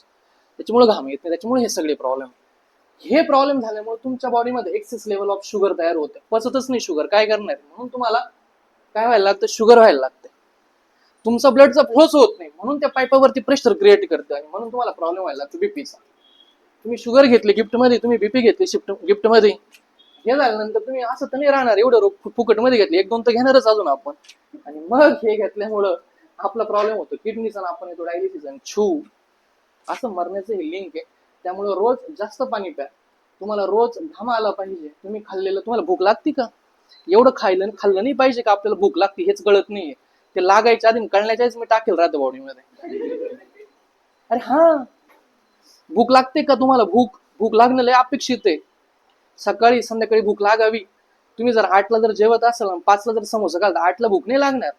आणि तुम्ही 5ला जो समोसा खाता ना, 2:30ला जेवेल राहतं, त्यामुळे 5ला बी भूक नाही राहते. फुकटमध्ये खायला राहतं, येतंय म्हणून चाललंय. अरे हा, भूक लागली पाहिजे. भूक नाही लागत आजकाल आपल्याला. लागते का भूक? तुम्ही चहा पितात ना, चहा पिल्याने आणखी खाण्याची इच्छा होती, क्रेविंग होते. 2च वेळा खायचं, 3 वेळा खायचं, भूक लागली पाहिजे, पाणी प्यावंसं वाटलं पाहिजे. हे बेसिक आहे, याच्याने तुमचं क्लिअर होतं. आपलं बेसिक चालू आहे kidney. Structural and functional unit of kidney is called nephron. तुमचा जो नेफ्रॉन आहे हा स्ट्रक्चरल आणि फंक्शनल युनिट आहे किडनीचं. हा महत्वाची डेफिनेशन आहे, तुम्हाला माहित पाहिजे. डेफिनेशन नाही पाठ करायची लगेच. काय? नेफ्रॉन. कारण ही जी किडनी आहे हिचा मी अभ्यास करत असताना या किडनीचा अभ्यास करतो, म्हणजे मी माझ्या बॉडीमधल्या नेफ्रॉनचा अभ्यास करतो. या किडनीचा महत्वाचा जो राजा आहे तो नेफ्रॉन आहे. आणि म्हणून या नेफ्रॉनला काय म्हटलं जातं? Structural and functional unit of kidney. म्हणजे तुमच्या किडनीमध्ये सगळ्यात महत्वाचं फंक्शन जर कोण रोल प्ले करत असेल तर त्याला काय म्हटलं जातं? नेफ्रॉन म्हटलं जातं. आलं तर तुम्हाला ही डेफिनेशन वरून तुम्हाला ते नेफ्रॉन लिहिता आलं पाहिजे. ऍटलिस्ट एवढं तर कळ किडनीत नेफ्रॉन कामाचं आहे, नेफ्रॉन लिहिता येईल. आणि मग याच्यानंतर जे आतापर्यंत 2 प्रश्न आले हे तुमच्या नेफ्रॉनला धरून आले. कशाला धरून आले? तुमच्या नेफ्रॉनला धरून आले. मग आपल्याला नेफ्रॉन चांगलं माहित असणं अपेक्षित आहे. काय माहिती पाहिजे बाळांनो? नेफ्रॉन माहित असायला पाहिजे. हे जे नेफ्रॉन आहे, हे नेफ्रॉन माहित होण्यासाठी तुम्हाला नेफ्रॉन बद्दलच्या ज्या छोट्या छोट्या गोष्टी आहेत त्या छोट्या छोट्या गोष्टी तुम्हाला ह्या नेफ्रॉन बद्दलच्या माहिती असायला पाहिजे. नेफ्रॉन काय म्हणतात याला बाळांनो? नेफ्रॉन का नफ्र? नफ्र कोणाला म्हणतात? ज्याचं नाक मोठं त्याला नफ्र म्हणतात का? त्याला काय म्हणतात? काळ, गोर, उंच, छोट, नाक मोठं, नाक सावळं, हे सगळे वर्णभेद हे फक्त भारतामध्ये चालतात. अमेरिकेमध्ये सगळ्यात गोरा, साऊथ आफ्रिकेमधलं सगळ्यात काळ. दोघांचं लग्न अमेरिकेतच होऊ शकतं, भारतात नाही होऊ शकत, कारण भारतामध्ये वर्णभेद आहे. तुम्ही पाहता ना, काय पाहता? गोरा, उंच, हाईट, नाक, सगळं पाहतो ना, वर्णभेद फक्त भारतामध्ये. अमेरिकेत वर्णभेद नाही चालत. वर्णभेदाची सुरुवातच अमेरिकेमध्ये नाही, इंग्लंडमध्ये नाही वर्णभेद. गांधीजींचा विष अपोज होता त्याला. आणि वर्णभेद आज ज्या लोकांनी 100% टाळला ते सुद्धा तेच लोक आहेत. आपण धर पाळलाय नाही, धर सोडलाय नाही, आपल्याच माहित नाही आपल्यात काय चालू आहे. हा तुमचा नेफ्रॉन आहे. हा काय तुमचा नेफ्रॉन. हा काय बाळांनो तुमचा नेफ्रॉन. मला हे काढायला अजिबात आवडत नाही बरं का, डायग्राम वगैरे. गंमत अशी त्याच्यावरती प्रश्न येतो. आणि याला बाउमन्स कॅप्सूल असं म्हटलं जातं. काय म्हणतात याला? बाउमन्स कॅप्सूल. काय म्हणतात याला मराठीमध्ये? याला बोमन्स संपुट म्हटलं जातं. बोमन्स संपुट, बोमन्स संपुट, बाउमन्स संपुट याला म्हटलं जातं. आणि मग याच्यामध्ये अशा दोऱ्या राहतात, अशा दोऱ्या राहतात, अशा दोऱ्या राहतात. ह्या दोऱ्या ज्या आहेत, या दोऱ्यांना म्हटलं जातं ग्लोमेरुलस. काय म्हटलं जातं याला? ग्लोमेरुलस. ग्लोमेरुलस. काय म्हणतात त्याला? ग्लोमेरुलस. गंमत अशी होती की मगाशी मी तुम्हाला एक गोष्ट सांगितली, ती अशी की आपल्या बॉडीमध्ये जे लिव्हर आहे, या लिव्हर मध्येच तुमचा महत्वाचा घटक तयार होतो, तो म्हणजे तुमचा युरिया. कोणता? युरिया. तुमच्या बॉडीमध्ये तयार होतो महत्वाचा युरिया. हा जो युरियाची ही जी निर्मिती आहे, ही निर्मिती मुख्यतः कुठे होते? तुमच्या लिव्हरमध्ये. आता तो युरिया तयार झाला, तो लिव्हर मध्ये पडून नाही ठेवता येणार ना, मग त्याला तिथून उचलावं लागत. आणि उचलण्यासाठी इथं राहत्या धमनिका. कोण राहते इथं बाळा? धमनिका. कोण राहते इथं? धमनिका. किडनीच्या धमनिका आहे ना, किडनीला मराठीमध्ये रुक्क म्हटलं जातं. काय म्हटलं जातं याला? रुक्क म्हटलं जातं ना किडनीला, रुक्क. आणि म्हणून या धमनीला रुक्क धमनिका म्हणतात. काय म्हणतात? रुक्क धमनिका. गंमत अशी झाली की इथं हा युरिया तयार झाला, हा तुमच्या बॉडीमध्ये हा जो युरिया हा तयार झाला, हा तुमच्या रुक्क धमनिकेने उचलला. आता हा युरिया तुमच्या पाण्यात आहे का रक्तात आहे? हो, रक्तात आहे ना, ब्लड मध्ये आहे ना. मग महत्वाचं काय काम चालतं की हा युरिया सेपरेट झाला पाहिजे आणि हे ब्लड तुमच्या बॉडीतून सेपरेट झालं पाहिजे. आणि हे सेपरेट करण्यासाठी महत्वाचा रोल प्ले करतो तुमचा, याला मी किडनी म्हटलं का रे, याला तुम्ही लिव्हर, आधी मी लिव्हर म्हटलं ना याला, लिव्हर. या लिव्हरला मराठीमध्ये काय म्हणतात? नाही, किडनीला रुक्क म्हणतात, लिव्हरला काय म्हणतात? यकृत म्हणतात. मी मागे सांगितलं, चुकलं नाही, चुकीचं लिहिलं, यकृत म्हणतात. हे यकृतात तुमच्या लिव्हर मध्ये हा युरिया तयार झाला, हा तुमच्या धमनिकाने पिकअप केला हा युरिया. या युरिया सोबत तुमचा ब्लड आहे, म्हणजे हा युरिया तुमच्या ब्लड मध्ये शिफ्ट आहे, ब्लड मध्ये मिक्स आहे. हा युरिया वेगळा झाला पाहिजे, हे ब्लड वेगळं झालं पाहिजे, हे महत्वाचं आहे ना. आणि हे वेगळं होण्यासाठी ही जी धमनी आहे, ही फिल्टर मशीन कडे न्यावं लागणार आहे ना. आणि ते फिल्टर मशीन तुमचं काय येतं? किडनी. आता ह्या किडनीमध्ये जी धमनिका येते, ही जी धमनिका येते ही तुमच्या किडनी म्हणजे रुक्कामध्ये शिफ्ट होते ना. आणि म्हणून ह्या धमनिकाला काय म्हटलं जातं? रुक्क धमनिका. म्हणजे तुमचा युरिया हा तुमच्या लिव्हर मध्ये तयार झाला, तुमच्या त्या धमनिकाने उचलला. आता त्या धमनिका काय करते? ते ब्लड आणि ते युरिया दोघं पण घेऊन तुमच्या पुढे जाते आता किडनीकडे. आता ही जी धमनी आहे ही किडनीमध्ये एंटर करते. या किडनीला मराठीत रुक्क म्हणतात आणि म्हणून या धमनिकाला नाव दिलंय रुक्क धमनिका. आणि मग ह्या मागच्या चित्रामध्ये तुमच्या लक्षात येईल का ही जी धमनी आहे, हिचा प्रवास खरं कुठून झालाय? हो, हिचा प्रवास कुठून झालाय? लिव्हर मध्ये. कारण लिव्हर मध्ये काय तयार झालाय? युरिया. जो युरिया कोणी पिकअप केलाय? हो, कोणी पिकअप केलाय तो युरिया? या धमनिकाने पिकअप केला. आणि म्हणून ही जी धमनी ही किडनीत जाणार आहे ना पुढे, म्हणून हिला काय म्हटलंय आपण? रुक्क धमनी. इथपर्यंत कळलं असेल सगळ्यांना. त्याला काय म्हटलं जातं? रुक्क धमनिका. आणि मग इथून पुढं महत्वाचं सिस्टम तुमचा चालू होतं. इथपर्यंत स्टोरी कळली असेल. युरिया कुठं तयार झाला? लिव्हर मध्ये. आणला कोणी? रुक्क धमनिकाने. ही जी रुक्क धमनिका आहे, इथं तिच्या जाळ्या तयार झाल्यात. आणि ह्या जाळं जे आहे, या जाळ्याला आपण काय म्हटलंय? ग्लोमेरुलस. काय म्हटलंय याला? ग्लोमेरुलस म्हटलंय. हे ग्लोमेरुलस जे आहे, इथं दोन महत्वाच्या गोष्टी येतात. एकाला म्हटलं जातं पीसीटी. काय म्हणतात बाळा याला? पीसीटी. इथं जो येतो त्याला म्हटलं जातं DCT, याला म्हणतात PCT, याला म्हणतात DCT. PCT म्हणजे प्रॉक्सिमल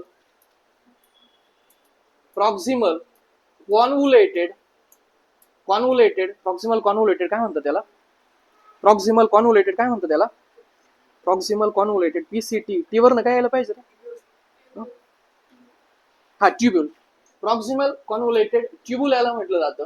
आणि जो DCT आहे याला काय म्हटलं जातं? Distal convoluted tubule. याला म्हटलं जातं डिस्टल कॉन्व्होल्युटेड ट्यूब्यूल. तुमच्या ह्या भागामध्ये PCT आहे, तुमच्या ह्या भागामध्ये DCT आहे. याला प्रॉक्सिमल कॉन्व्होल्युटेड ट्यूब्यूल म्हटलं जातं, याला डिस्टल कॉन्व्होल्युटेड ट्यूब्यूल असं म्हटलं जातं. हा जो खाली जाणं आणि वर येणं हे जे आहे याला हेनलेचा लूप म्हटलं जातं. काय म्हणतात याला? हेनलेचा लूप म्हटलं जातं. या हेनलेच्या उतारती नलिका म्हटलं जातं. हेनलेची उतारती नलिका याला म्हटलं जातं हेनलेची चढती नलिका. आणि इथं याला म्हटलं जातं कलेक्टिंग डक्ट. कलेक्टिंग डक्टच म्हणतो ना याला, कलेक्टिंग डक्ट, मे बी डक्टच असेल. कलेक्टिंग, याला काय म्हटलं जातं? Collecting duct. हा नेफ्रॉन आहे तुमचा. हा जो नेफ्रॉन आहे, या नेफ्रॉनचं हे जे बेसिक स्ट्रक्चर आहे हे तुम्हाला माहिती असणं अपेक्षित आहे. राहील लक्षात?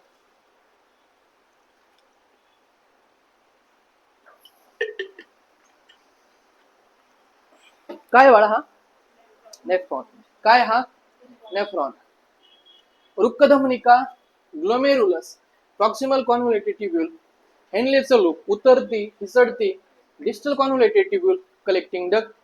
आणि मग इथून तुमचं एक्सक्रिशनचं महत्वाचं काम चालतं. इथपर्यंत कळलं असेल तुम्हाला? आता इथून पुढे मी आता आलेला प्रश्न तुम्हाला समजून सांगतो. प्रश्न कसा आलाय? काय होतं इथं ही नळ्यांमध्ये ही जी धमनी आहे, ह्या धमनीद्वारे इथं रक्त फिल्टर झालं. फिल्टर झाल्यानंतर हे जे फिल्टर रक्त ते इकडे गेलं असेल ना, हे फिल्टर झालेलं ब्लड असेल ना, हे फिल्टर ब्लड असेल. इथं तुमचा गाळा असेल म्हणजे वेस्टेज मटेरियल असायला पाहिजे ना तुमचं. इथं काय असायला पाहिजे? तुमचं वेस्टेज मटेरियल असायला पाहिजे. आणि म्हणून ह्या ग्लोमेरुलस मध्ये किंवा ह्या बाउमन्स कॅप्सूल मध्ये तुमचे पहिलं काम चालतं ते म्हणजे फिल्ट्रेशन. फिल्टर केलं ना आपण, चांगलं रक्त बाजूला काढलं आणि जो वेस्टेज ते बाजूला काढलं. आणि म्हणून तुमच्या याच्यामध्ये पहिली प्रोसेस चालते ती म्हणजे फिल्ट्रेशन. फिल्ट्रेशन. आपण कोणतं पण काम करताना चूक करतो का? काहीतरी मिस्टेक होते. आणि याच्यामध्ये पण काहीतरी मिस्टेक झाली असेल. काय मिस्टेक झाली असेल? हे जे वेस्टेज आहे हे गाळत असताना याच्यामध्ये माझं काहीतरी तर कामाचं मटेरियल जाऊ शकतं ना, चुकू शकतं माझं गाळण्याचं. आणि जे कामाचं मटेरियल गेलं ते मी परत माझ्या वाहिनीमध्ये परत घ्यायला पाहिजे ना. माझं जे कामाचं मटेरियल आहे जे ह्या गाळामध्ये शिफ्ट झालं ते मी परत पिकअप करायला पाहिजे ना. ते जाऊन द्यायचं असंच बाहेर नाही. आणि म्हणून इथलं जे कामाचं मटेरियल आहे त्या कामाच्या मटेरियल मध्ये तुमचं ग्लुकोज असेल, या तुमच्या वेस्टेज मध्ये ग्लुकोज गाळला जाऊ शकतो चुकून. ग्लुकोज असेल याच्यामध्ये किंवा तुमचं अमिनो ऍसिड असेल. हे जे कामाचं जे मटेरियल आहे हे परत तुम्हाला पिकअप करावं लागेल ना, परत उचलावं लागेल तुमच्या नलिकेमधनं.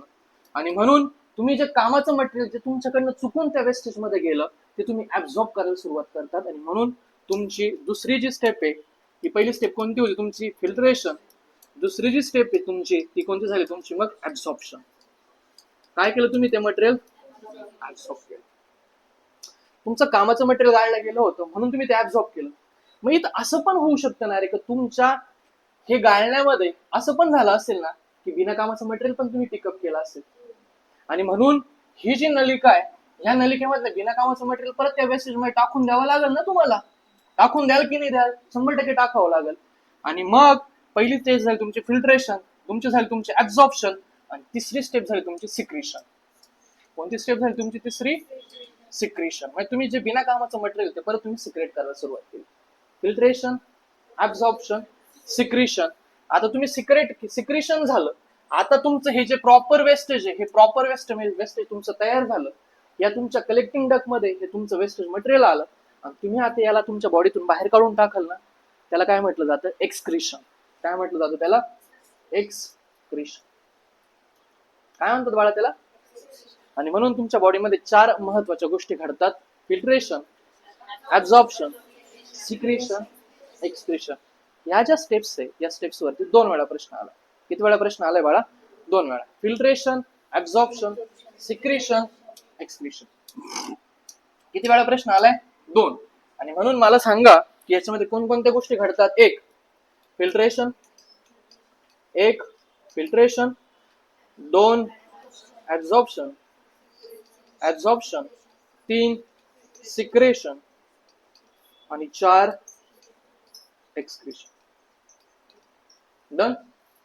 4 गोष्टी. Absorption, filtration, absorption, secretion, excretion. That's it. Okay. आता एक महत्वाचा मुद्दा आहे. हे जे तुमचं ऍब्झॉर्प्शन आहे, ऍब्झॉर्प्शन जे आहे ते तुमच्या प्रॉक्सिमल कॉन्व्होल्युटेड ट्यूबल नावाचं जे ठिकाण आहे पीसीटी, या ठिकाणी तुमचं ऍब्झॉर्प्शन होतं. ऍब्झॉर्प्शन कुठं होतं तुमचं? पीसीटी भागामध्ये. ऍब्झॉर्प्शन कुठं होतं तुमचं? पीसीटी भागामध्ये. तुमचं सिक्रिशन जे आहे ते तुमच्या कोणत्या भागामध्ये होतं? डीसीटी. ऍब्झॉर्प्शन पीसीटी मध्ये, एक्सक्रिशन तुमच्या डीसीटी मध्ये. 2 गोष्टी कळल्या. ऍब्झॉर्प्शन कुठं, सिक्रिशन कुठं. आता हेनलेचा हा जो लूप आहे, हा खाली येणारा, हा तुमच्या वॉटरसाठी काम करतो. याच्यातनं वॉटर इझिली बाहेर ऍब्झॉर्ब होऊ शकतो. इथनं काय होतं रे, इझिली याच्यामधनं वॉटर ऍब्झॉर्ब होतं. आणि जो वरचा भाग आहे, या वरच्या भागामधने तुम्हाला इझिली सोडियम ऍब्झॉर्ब झालेलं पाहायला मिळेल. खालचा भाग कशासाठी भेदतोय किंवा कशासाठी लायबल आहे जाण्या येण्यासाठी? तर वॉटरसाठी. चढणारा जो भाग आहे कशासाठी रे लायबल आहे? म्हणजे इथं फ्रीली मूव्ह कोण होऊ शकतं वरच्या भागामध्ये? सोडियम. इथं खाली येत असताना या ट्यूबल मधनं इझिली कशाचं ऍब्झॉर्प्शन होऊ शकतं? वॉटरचं. इथनं चढणाऱ्या भागामधनं कशाचं इझिली ऍब्झॉर्प्शन होऊ शकतो? तर तुमच्या सोडियम. कळलं तुम्हाला? खालचा भाग वॉटर ऍब्झॉर्ब करतो, चढणारा भाग त्यातनं सोडियम ऍब्झॉर्ब होऊ शकतो. कशामध्ये? ह्या नळीमध्ये. धमनी आहे ना, आणि ह्या धमनीला इथं विशिष्ट नाव आहे. ज्या नेफ्रॉन मध्ये आल्यानंतर या धमनीला एक विशिष्ट नाव आहे. तिला म्हटलं जातं वासारेक्टा. काय म्हटलं जातं? वासारेक्टा. हे तुमचं नेफ्रॉन. हे तुमचं काय झालं? नेफ्रॉन. एंट्री करत असताना तिला रुक्क धमनी म्हटलं. हे एकमेकांना ज्यावेळेस एकमेकांना रुतत चालते, गुंतत चालते, त्यावेळेस तिला नाव दिलेलं आहे वासारेक्टा. काय नाव दिलं त्याला? वासारेक्टा. ग्लोमेरुलस मध्ये तुमचं फिल्ट्रेशन झालं, पीसीटी मध्ये तुमचं ऍब्झॉर्प्शन झालं, डीसीटी मध्ये तुमचं सिक्रिशन झालं, कलेक्टिंग डक्ट मध्ये तुमचं एक्सक्रिशन झालं. खाली उतरणारा भाग आहे तो वॉटरसाठी ऍब्झॉर्ब होऊ शकतो, त्यातनं वॉटर. चढणारा भाग आहे त्यातनं सोडियम ऍब्झॉर्ब होऊ शकतं. आणि या नळीला काय म्हटलेलं आहे? वासारेक्टा. काय म्हटलेलं आहे त्याला? वासारेक्टा. जमतं? हा तुमचा नेफ्रॉन. याच्यावरती किती प्रश्न आलेत? 2. किती प्रश्न आलेत? 2.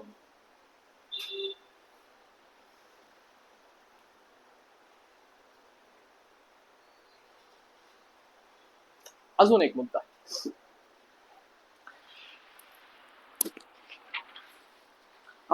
सांगतो बघा. हे सगळं होत असताना तुमचा हा ग्लोमेरुलस तुम्हाला कळला असेल आता कुठे. तुमचा हा ग्लोमेरुलस आणि तुमचा हा डीसीटी. हे चित्र काढत असताना जरी लांब लांब दिसत असलं तरी हे ऍक्च्युअली तुमच्या बॉडीमध्ये जवळ. कुठे? तुमच्या बॉडीमध्ये हे जवळ. काय रे बाळा? एक ग्लोमेरुलस आणि 2 तुमचा डीसीटी. हे तुमच्या बॉडीमध्ये कसं आहे रे बाळा? जवळ आहे. आणि हे जवळ असल्यामुळं इथं तुमचं रेनिनचं सिक्रेशन होतं. कशाचं सिक्रेशन होतं? हे दोघं जवळ आले की याच्यातनं तुमच्या रेनिनचं सिक्रेशन होतं. कशाचं? रेनिनचं. हा रेनिन काय करतो? तुमच्या बॉडीमध्ये सोडियमला कंट्रोल करतो. काय करतो? तुमच्या बॉडीमध्ये सोडियमला कंट्रोल करतो. तुम्ही ऐकले का कधी तुम्हाला जर बीपी असेल तर जास्त मीठ खाऊ नको, मिठामध्ये सोडियम क्लोराईड असतं. आणि म्हणून जर तुमच्या सोडियमला कंट्रोल करतो म्हणजे इनडायरेक्ट तुमच्या बॉडीमध्ये ब्लड प्रेशर मॅनेज करण्याचं काम करतो. काय मॅनेज करण्याचं काम करतो? Blood pressure. कळलं? रेनिन काय काम करतो? Blood pressure. सोडियमला कंट्रोल करतो, त्याच्याने तुमचं ब्लड प्रेशर कंट्रोल होतं. पण हा रेनिन कसा सिक्रेट होतो? ज्यावेळेस तुमचं ग्लोमेरुलस आणि ज्यावेळेस तुमचं डीसीटी हे ज्यावेळेस जवळ येतात त्यावेळेस रेनिनचं सिक्रेशन. आणि मग हा रेनिन तुमच्या बॉडीमध्ये सोडियमला कंट्रोल करतो. आणि सोडियम म्हणजे तुमच्या बॉडीमध्ये ब्लड प्रेशरला कंट्रोल करण्याचं काम केलं जातं. सोडियमच्या 2 महत्वाच्या गोष्टीवर बीपी साठी तुम्हाला सांगितलं जातं सोडियम जास्त खाऊ नका. हाय प्रेशर बीपी 2 प्रकार आहे, high pressure BP, low pressure BP. High pressure म्हणजे तुम्ही जर 60-70च्या खाली म्हणजे 60च्या खाली जर गळाले तर तुमचा लो प्रेशर बीपी तयार झाला. जर तुम्ही 90, 100, 110 वरती जर गेले तर तुमचा हाय प्रेशर बीपी येतो 110च्या पलीकडे. हाय प्रेशर बीपी मुख्यतः माणसांना होतो. तुम्हाला माहिती आहे का, ओव्हर अँशियस किंवा अति विचार करणारे कोण असतात? महिला, पोरी खूप विचार करतात. असं का बरं, तिने असं का बरं केलं, त्याने पेन इथंच का बरं ठेवला, त्याने असंच का बरं पाहिलं, असं काय गरज आहे, पाहिलं असेल जा विचार विषय संपव, दॅट्स इट. एवढं सिंपल आहे ना. सासूबाई अशीच का बरं पाहिलं असेल माझ्याकडं, आज जरा वागणंच बदललंय का, मनातली मनात कार्य का बरं तोडायचंय, प्रश्न पडतो ना. हा, मनातली मनात का दारे तोडायचे, जा सासू घरात आहे तिला जा विचार का बरं असं वागतंय, दॅट्स इट. 5 मिनिटाचं काम. असं करता का महिला? मुख्यतः असं महिला करत नाही.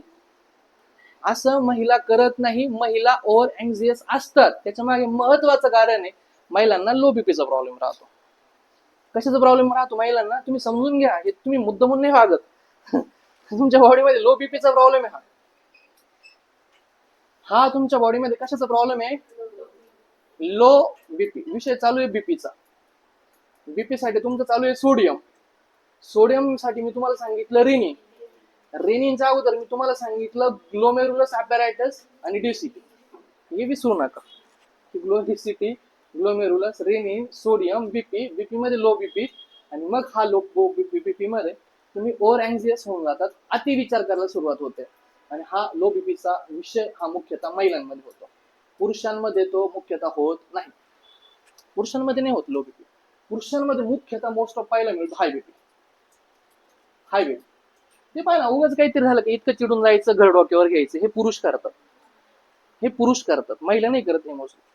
तुमच्या बीपीचा समजूनच सांगतो मी तुम्हाला. तुमच्या बीपीचा बीपी म्हणजे ब्लड प्रेशर आलं का, याच्यामध्ये काय आलं? ब्लड. इथं काय आलं? प्रेशर. म्हणजे तुमच्या बीपीचा आणि डायरेक्ट कशाचा संबंध आहे? ब्लडशी.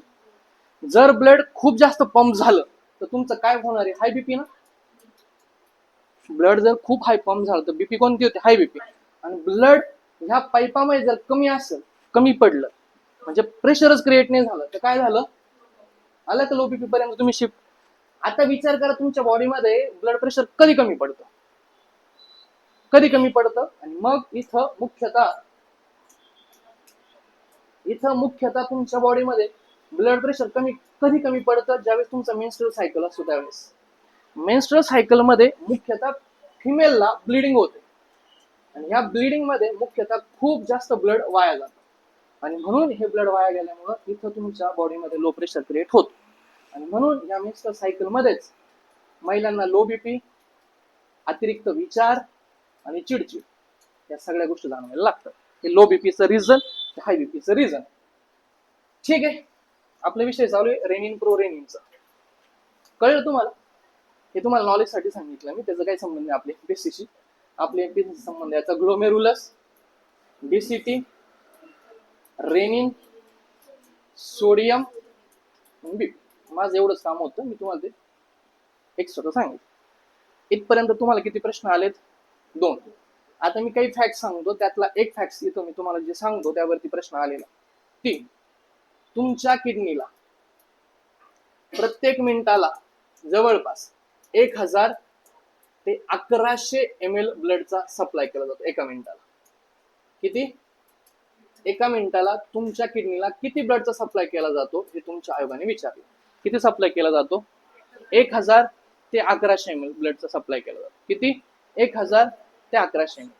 तुमच्या बॉडीमध्ये जे आपण ग्लोमेरुलस बघितलं ना, बाउमन्स कॅप्सूल मध्ये ग्लोमेरुलस ते फिल्टर करतं. याच्यामध्ये जवळपास एका मिनिटाला 100 ml ब्लडचं फिल्ट्रेशन होतं, आणि यालाच ग्लोमेरुलस रेट ऑफ फिल्ट्रेशन म्हटलं जातं. काय म्हटलं जातं याला? ग्लोमेरुलस रेट ऑफ फिल्ट्रेशन म्हटलं जातं. तुमच्या बॉडीमध्ये जवळपास 5 लिटर रक्त पाहायला मिळतं. 5 लिटर, जे ऑलमोस्ट एका दिवसामध्ये 28,800 वेळा फिल्टर केलं जातं. किती वेळा फिल्टर केलं जातं? 28,800 वेळा फिल्टर केलं जातं. यातली ही बिट्स तुमच्या परीक्षेला विचारलेली, हे नाही विचारलेलं. 28,800 वेळा ऑलमोस्ट त्याचं फिल्ट्रेशन केलं जातं. किती वेळा फिल्ट्रेशन केलं जातं? 28,800 वेळा त्याचं फिल्ट्रेशन केलं जातं. राहील लक्षात 28,800? राहील का लक्षात 28,800? ठीक आहे. हा, आता आपण परत मागच्या गोष्टीकडे शिफ्ट होऊ आणि आपण त्याला फिनिश करण्याचा प्रयत्न करू.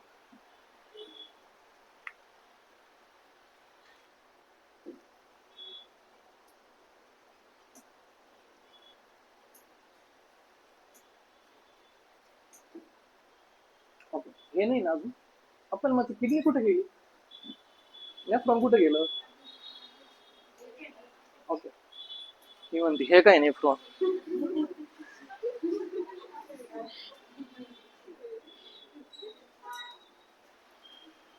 हे काय नेफ्रॉन. ऍब्झॉर्प्शन मी तुम्हाला सांगितलं ना, अमिनो ऍसिड ग्लुकोज ऍब्झॉर्प्शन होतं आणि ह्या नळीमध्ये जर तुमच्या काही कामाचा घटक गेला असेल तर तो परत बाहेर टाकून दिला जातो ना.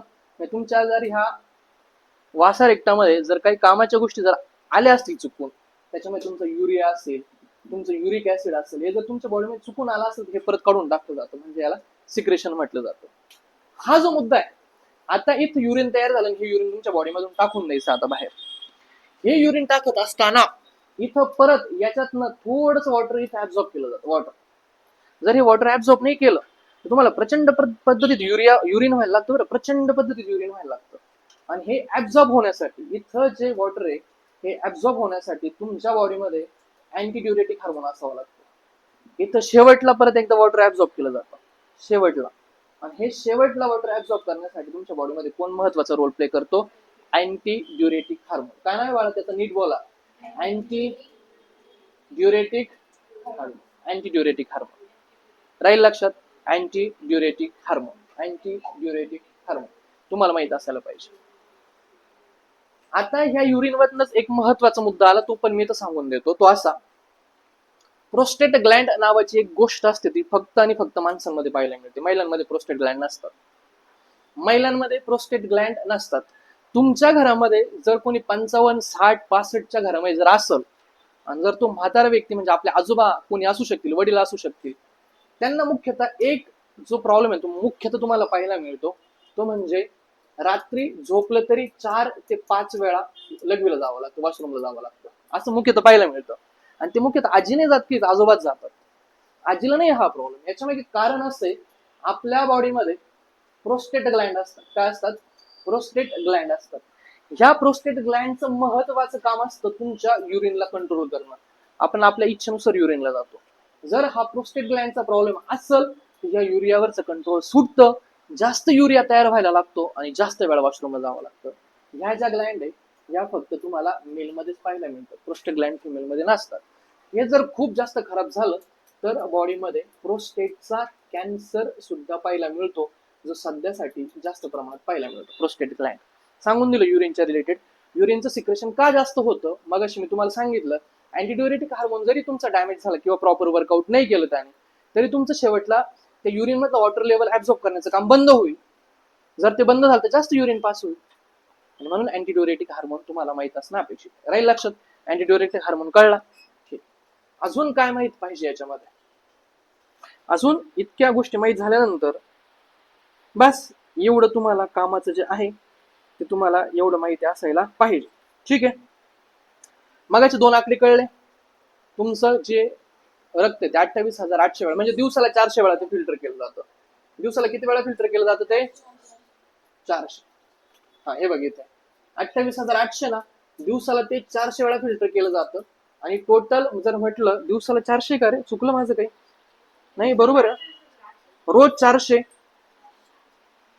चुकलंय काही? थांबा 1 मिनिट. 28,800 मी आकडा का बरं सांगितलं? 400 28,800 नाही ना? ओके, 28,800 काढून टाका. रोज 400 वेळा. चुकलं माझं काहीतरी सांगताना, चुकून आकडा आला असेल. 400 वेळा, 400 वेळा ते फिल्टर केलं जातं. हा, आता तुम्हाला ना युरिन बद्दलचे मी 2-3 फॅक्ट सांगतो, त्या नीट लक्षात ठेवायचे. युरिन बद्दलच्या, युरिनचा पीएच, युरिनचा जो पीएच आहे ऑलमोस्ट 6 पाहायला मिळतो आपल्याला. 6. युरिनचा पीएच किती असतो बाळा? 6. युरिनचा पीएच किती असतो? 6. पीएच 6 आहे म्हणजे याचा काय असणार आहे? ऍसिडिक का बेसिक असणार आहे? काय असायला पाहिजे? ऍसिडिक असायला पाहिजे ना. युरिया तुमचं काय असायला पाहिजे? जर पीएच 6 म्हटलं तर ऍसिडिक असायला पाहिजे, बरोबर? ऍसिडिक असायला पाहिजे. आणि एक महत्वाचा मुद्दा, युरिनचा जो कलर आहे ते लक्षात ठेवा. युरिनचा जो कलर आहे तो मोस्टली कोणता पाहायला मिळतो? पिवळा. पिवळा पाहायला मिळो ना. तो पिवळा का बरं आहे? युरोक्रोम मुळे. हा महत्वाचा मुद्दा. हा, युरिनचा कलर पिवळा का बरं? तर युरोक्रोम नावाचा जो घटक आहे, या युरोक्रोम मुळे मुख्यतः हा जो युरिनचा कलर आहे हा आपल्याला पिवळा पाहायला मिळतो. आणि अजून एक घटक आहे त्याला म्हटलं जातं युरोबिलिनोजेन. अजून एक घटक आहे ज्याला म्हटलं जातं युरोबिलिनोजेन. युरोबिलिनोजेन. हे दोन मुद्दे तुम्ही लक्षात ठेवणार. युरिनचा पीएच किती आहे? 6. युरिनचा कलर पिवळा का बरं दिसतो? युरोक्रोम मुळे किंवा युरोबिलिनोजेन मुळे. युरोक्रोम मुळे किंवा युरोबिलिनोजेन मुळे. तुम्हाला मुतखडा झालाय का कधी? नाही झाला ना? झाला. मुतखडा व्हायला नाही पाहिजे ना कोणाला. खराब काम आहे. कोणताच आजार कोणाला व्हायला नाही पाहिजे. हा जो मुतखडा आहे हा मुख्यतः तुमच्या कॅल्शियम ऑक्झिलेटचे जे खडे आहेत त्याला मुतखडा असं म्हटलं जातं. कॅल्शियम ऑक्झिलेटच्या खड्याला मुतखडा म्हटलं जातं. किंवा फॉस्फेटचे खडे किंवा फॉस्फेटचे खडे. म्हणजे मुतखड्याचे दोन खडे असतात, एक कॅल्शियम ऑक्झिलेट किंवा फॉस्फेट. कॅल्शियम ऑक्झिलेट किंवा फॉस्फेट विचारत नाही बरं हे असं, मी सांगितलं कॅल्शियम ऑक्झिलेट किंवा फॉस्फेट. आता आपण पुढच्या मुद्द्याकडे जाऊ ज्याच्यावर तुम्हाला परत एकदा एक प्रश्न आलेला पाहायला मिळेल. एक प्रश्न आता मी जे सांगितलं त्याच्यावरती एक प्रश्न आहे. जर तुमच्या युरिन मधनं जर तुम्हाला ब्लड दिसायला लागलं, युरिन मधनं जर ब्लड आलं रे आलं, तर तुम्हाला जो डिसीज होतो त्याला हिमॅच्युरिया असं म्हटलं जातं. काय म्हटलं जातं? हिमॅच्युरिया असं म्हटलं जातं. याच्यावरती एक प्रश्न आले. हिमॅच्युरिया ब्लड युरिन मधनं जर ब्लड आलं, हिमॅच्युरिया असं म्हटलं जातं. जर तुमच्या युरिन मधनं ग्लुकोज जास्त फ्लो व्हायला लागला, ग्लुकोज जास्त जर फ्लो व्हायला लागलं तर त्याला ग्लायकोज युरिया म्हटलं जातं. काय म्हटलं जातं त्याला? Glucose urea. काय म्हणतात बाळा त्याला? Glucose urea. म्हणजे दोन टर्म कळला. हिमॅच्युरिया कळला, ग्लायकोज युरिया कळला. आणि जर तुमच्या युरिन मधनं युरियाचं प्रमाण वाढलं, म्हणजे युरिया जर जास्त यायला लागला, म्हणजे मोस्टली कमी आपला मापात युरिया येत राहतो लघवी थ्रू. जर हे युरिया जर वाढलं तर त्या डिसीजला युरेमिया म्हटलं जातं. काय म्हटलं जातं? युरेमिया. याच्यावरती प्रश्न आलाय हा, परत येऊ शकतो, ह्या टर्म लक्षात ठेवा. हिमॅच्युरिया म्हणजे तुमच्या युरिन मधनं ब्लड येतंय. ग्लायकोज युरिया म्हणजे तुमच्या युरिन मधनं ग्लायकोजन येतंय. आणि अजून एक सांगितलं युरेमिया म्हणजे तुमच्या युरिन मधनं युरियाचं प्रमाण वाढलंय. हिमॅच्युरिया, ग्लायकोज युरिया आणि युरेमिया या तीन गोष्टी. पुढची एक महत्वाचा मुद्दा मी तुम्हाला सांगतो. बघा, अॅन्युरिया नावाची एक टर्म आहे. अॅन्युरिया फार घातक आणि फार भयंकर. तुमचं युरिन बंद होणं, युरिन न येणं, याला अॅन्युरिया म्हटलं जातं. काय म्हणतात त्याला? अॅन्युरिया म्हटलं जातं. अॅन्युरिया म्हटलं जातं त्याला. युरिन पास न होणं, युरिन बंद होऊन जाणं प्रचंड डेंजरस बरं का. पोट फुगतं प्रचंड, ब्ला ब्ला ब्ला ब्ला. हे अॅन्युरिया कोणाला होऊ नये. फार घातक येतो, कारण सगळं स्टॉप होऊन जातं. युरिन बंद झालं की सगळं स्टॉप झालं. अॅन्युरिया असं म्हटलं जातं. दुसरं पॉलियुरिया. जर युरिनचं प्रमाण वाढलं तुमच्या बॉडीमध्ये तर त्याला काय म्हटलं जातं? पॉलियुरिया. खूप जास्त प्रमाण वाढलं, तुम्ही जास्त वेळा वॉशरूम जायला लागले, पॉलियुरिया म्हटलं जातं. तिसरी गोष्ट, जर तुम्हाला कमी प्रमाणात वॉशरूम लागत असेल, तर त्याला ऑलिगोयुरिया म्हटलं जातं. काय म्हटलं जातं त्याला? ऑलिगोयुरिया असं म्हटलं जातं. अॅन्युरिया, पॉलियुरिया, ऑलिगोयुरिया आणि फॉस्फेट मिल्की युरिया. जर तुमच्या युरिन मधनं फॉस्फेटचं प्रमाण जर वाढलं तर त्याला मिल्की युरिया, म्हणजे व्हाईट युरिन व्हायला लागते, मिल्की युरिया. काय म्हणतात त्याला? Milky urea. ह्या ज्या टर्म्स आहेत त्या लक्षात ठेवायच्या. मिल्की युरिया म्हणजे काय? तुमच्या युरिन मध्ये कशाचं प्रमाण वाढणं? फॉस्फेटचं प्रमाण वाढणं, मिल्की युरिया म्हणतात. बरं, काय म्हणतात त्याला? Milky urea. अॅन्युरिया तुमचं युरिन बंद होणं, पॉलियुरिया युरिनचं प्रमाण वाढणं, ऑलिगोयुरिया युरिन कमी होणं, मिल्की युरिया फॉस्फेटचं प्रमाण तुमच्या युरिन मध्ये येणं. जमतं? पॉलियुरिया, ऑलिगोयुरिया, अनुरिया, मिल्की युरिया. इकडे जर म्हटलं तर हिमॅच्युरिया, ग्लायकोज युरिया आणि युरेमिया. राहतील एवढ्या ज्या टर्म्स आहेत. इथं प्रश्न आलाय म्हणून त्या आपल्याला माहिती असायला पाहिजे. जमल का? जमल इथपर्यंत? ठीक आहे. हे चॅप्टर संपायला 5 मिनिटं राहिले. रेंजची गोष्ट कळली का रे तुम्हाला? रेंजची गोष्ट कळली का? अजून एक महत्वाचा मुद्दा सांगायचा मला, तो मी सांगतो.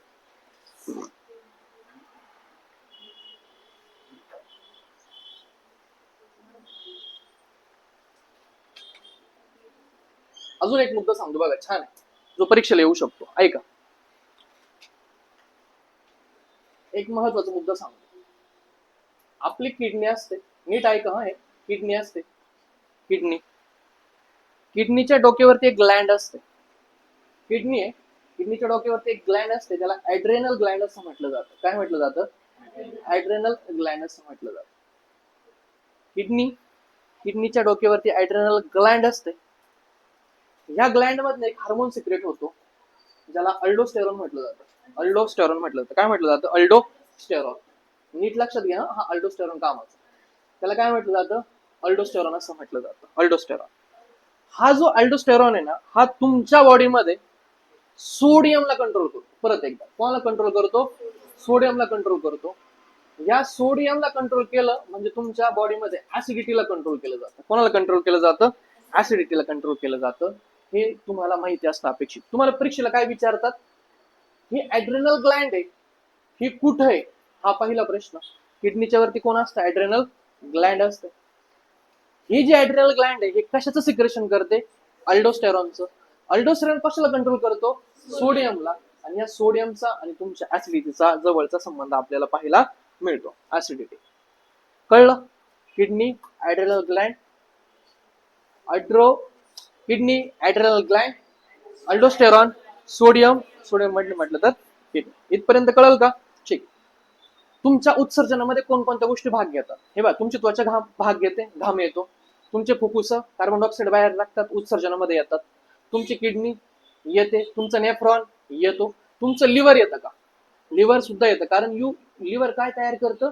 युरिया तयार करतो. म्हणून तुमचं लिव्हर सुद्धा उत्सर्जनामध्ये महत्वाचा रोल प्ले करतं. इथपर्यंत गोष्टी कळतील, ओळखतील ना? तुमची त्वचा उत्सर्जन करते, तुमचं फुफ्फुस उत्सर्जन करतं, तुमचं किडनी उत्सर्जन करते, तुमचं नेफ्रॉन उत्सर्जन करतं, तुमचं लिव्हर सुद्धा उत्सर्जनामध्ये महत्वाचा रोल प्ले करतं. एवढ्या गोष्टी ज्या आहेत त्या तुमच्या उत्सर्जनामध्ये महत्वाचा रोल प्ले करतात. आणि ह्या चॅप्टरचा मी एक शेवटचा प्रश्न सांगतो. तू बघा आता, शेवटचा प्रश्न. जर मानवाचा विचार केला तर मानवाचा विचार केल्यानंतर आपल्या उत्सर्जनामध्ये कोणता ऑर्गन काम करतो? किडनी. किडनी करतो का? करतो. जर तुम्ही कीटकांचा विचार केला, जर तुम्ही आर्थ्रोपोडा या संघातले जे प्राणी आहेत, आर्थ्रोपोडा या संघातले जे प्राणी आहेत, त्यांच्या उत्सर्जनाचा विचार केला तर ते कशाच उत्सर्जन करतात? तो मालफिजियन नलिका. आपण बघितलं होतं, तुम्हाला लक्षात आलं की नाही आलं? सांगितलं होतं मी, मालफिजियन नलिका. नळी बोललो होतो. एक नळी राहते कीटकांमध्ये जे उत्सर्जनाचं काम करते. आणि या आर्थ्रोपोडांमध्ये एक मालफिजियन नावाची नलिका आहे. मालफिजियन लक्षात ठेवायचं, मालफिजियन नलिका. असं लक्षात ठेवायचं का कीटकांमध्ये एक नळी आहे, ज्या नळीतून हे उत्सर्जनाचं काम होतं. ज्या नळीला काय म्हटलं जातं? मालफिजियन नलिका. काय म्हटलं जातं त्याला? मालफिजियन नलिका. या दोन गोष्टी आहे. आता दोन गोष्टी मी अजून सांगतो, नेफ्रेडिया आणि मेटानेफ्रेडिया. दोन गोष्टी पाठ करायच्या, नेफ्रेडिया आणि मेटानेफ्रेडिया. जर मी नेफ्रेडिया म्हटलं, काय म्हटलं? नेफ्रेडिया म्हटलं, किंवा मी मेटानेफ्रेडिया म्हटलं, ऐकून घ्या, नेफ्रेडिया किंवा मेटानेफ्रेडिया. जर इथं मेटा आलं, नेफ्रेडियाला जर मेटा जोडलं तर याला म्हणायचं मोलुस्का. मोलुस्का कशाचं उत्सर्जन करतो? मेटानेफ्रेडिया. आणि नेफ्रेडिया नुसतं म्हटलं तर म्हणायचं ॲनेलिडा. काय म्हणायचं त्याला? ॲनेलिडा. ह्याचे उत्सर्जनाचे ऑर्गन्स हे मला पाठ पाहिजे. मेटानेफ्रिडिया जर म्हटलं तर मोलुस्का, नुसतं नेफ्रिडिया जर म्हटलं तर ॲनेलिडा, किडनी जर म्हटलं तर ह्युमन बिंग्स, मॅमल्स, आणि अजून एक आर्थ्रोपोडा जर म्हटलं तर मालफिजियन नलिका. एवढ्यावरती प्रश्न यायला पाहिजे, एवढं मला पाठ असायला पाहिजे. बाकीच्या आणखी बारीक सारीक 2-3 गोष्टी मला वाटतं त्याची गरज नाही. इथपर्यंतच्या गोष्टी कळतील का? ओके. हा, असतात अजून 2-3 आहे. अजून पण एक आहे, कोक्झल ग्लँड्स पण असतात, अजून एक आहे. पण हे परीक्षेच्या दृष्टीने मालफिजियन नलिका आपल्याला माहिती असायला पाहिजे. अजून 2-3 बाकीच्या मला वाटतं सगळ्या महत्वाच्या गोष्टी ह्या चॅप्टरच्या ज्या आहेत त्या मी तुम्हाला सांगितलं. लाईट सेट जमतं? किती वाजले? पीवायक्यू लिहून टाकू याच्या, म्हणजे याचा विषय संपून जाईल. याच्यामध्ये कुठेतरी पीवायक्यूची पीडीएफ असेल ना? इंस्टाग्राम याला असेल ना, टेलिग्रामला. आता टेलिग्राम कुठे आहे रे? हा, इथं जाऊ मी. ऍप इथं ऍप नाव आहे का? 3 डॉट, हे 3 डॉट, मग हे 9 डॉट आहे ना, 3 का बरं म्हणताय?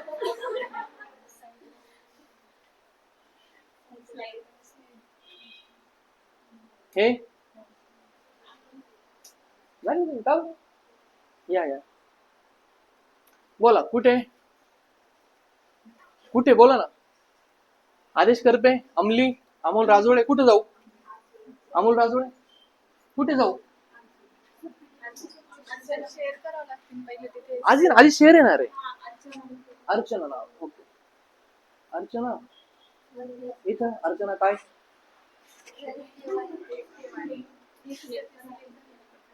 कट करू की ते? हे का? ओके छान लवकर भेटलो. अरे यार हे मराठी आहे का? अर्चना इंग्लिश मीडियम आहे ना तू?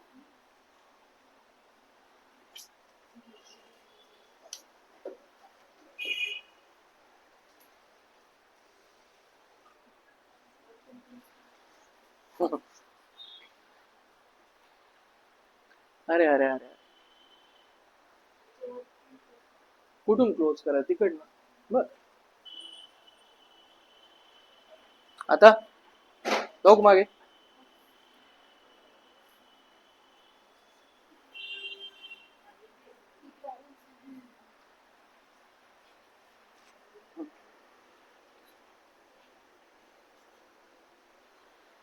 दिसत का? दिसत का? त्याला म्हणतोय मी. नाव काय तुझं? हा तुझं Pranay. Okay nice name. Pranay More. हा बोढारे. ओके. ए चॅप्टरचं नाव शोधा बरं. हेच का? नाही नाही हे नाही येते. खूप खाली का आपण? आता चेक करा बरं पटकन. एकदम भारी आहे चॅप्टर. हे का? हे का? पचन संस्था पण झालंय आपलं. दोन्ही पण झालेत ना आपले हे चॅप्टर. बरोबर ना? नाही घेतलं का? ठीक आहे. ब्लड सर्क्युलेटरी सिस्टम झालंय आपलं. ठीक आहे. बरं बघा चला. चॅप्टर तेवढाच आहे आणि तेवढंच आपल्याला माहित पाहिजे. घ्या प्रश्न घ्यायचा. राज्यसेवा 19. नेफ्रॉन मध्ये युरिन बनवण्याचा घटनाक्रम कोणता? 1 सिलेक्टिव्ह ऍब्झॉर्प्शन. बरोबर का? जेवले ना तुम्ही? बोला ना. अल्ट्राफिकेशन, सिक्रेशन. सिक्रेशन आहे का? ऍब्झॉर्प्शन पाहिजे. हे चुकलं. अल्ट्राफिकेशन, ऍब्झॉर्प्शन, सिक्रेशन. उत्तर 3 लिहायला पाहिजे. आलं तुमच्या लक्षात? 19चा प्रश्न आहे. किंवा मग असं पण काढता येऊ शकतं सारखं सारखं. हे बघ अल्ट्राफिकेशन अल्ट्राफिकेशन. दोघांमधून एक टुक्का मारायचं काय हरकत नाही ना? नाही ना? मग मी 2 किंवा 3 मध्ये उत्तर लिहायला पाहिजे. सोपं नाहीच काही कळलं तर. मग लोक याला ट्रिक्स म्हणतात. याचा पण कोर्स लॉन्च करतात. कोणत्या घटकाने नायट्रोजन युक्त टाकू? कोणता नायट्रोजन युक्त टाकू पदार्थ नाही? अमोनिया आहे का? नायट्रोजन? युरिया आहे का? टाकू पदार्थ कोणते? नायट्रोजन. अमोनियामध्ये नायट्रोजन आहे ना? म्हणजे नाही यायला पाहिजे ना? अमोनियामध्ये नायट्रोजन आहे. अमोनियामध्ये नायट्रोजन आहे. युरियामध्ये पण नायट्रोजन आहे. युरिया काढला म्हणजे फक्त काय पाहिजे? तुमची नजर एवढी छान पाहिजे ना तिथं फक्त द्यायला. तुम्हाला स्पेसिफिकली द्यायला एवढी नजर तीक्ष्ण असली पाहिजे. बाकी कुठेच फक्त नाही. बघा कळलं पाहिजे नाही. इथं तो हिंट देतोय काहीतरी त्यांनी काड्या कुड्या केल्या. उत्तर देण्यासाठी तो बी स्पेसिफाय होतो. हे बघ हा प्रश्न. 1 मिनिटामध्ये मूत्रपिंडातून किती रक्त वाहते? 0.75 का? 1 लिटर का? मग 1000 ते 1100 ml बोललो ना आता बोललो ना आपण. अरे तुमच्या किडनी मधनं 1 मिनिटाला 1000 ते 1100 ml ब्लड फ्लो होतो. आपण बोललो 1 मिनिटामध्ये 125 ml तुमचं ब्लड ग्लोमेरुलस फिल्टर करतं. त्याला ग्लोमेरुलस फिल्टर रेट बोललो आपण. आणि एका दिवसामध्ये 400 वेळा ते फिल्टर होते. 3 आकडे आपण बोललो ना. त्यातलं हे उत्तर आहे ना. ऑड मॅन आउट काढते तो का? ऑड मॅन आउट शोधा ना. पॉइंट आहे आणि हे आहे ना असं. ऑड मॅन आउट आहे ना. जाऊ पुढे. कोणता पदार्थ? काय बरोबर आहे? पर्याय बरोबर आहे. पदार्थ आलो होतो ते.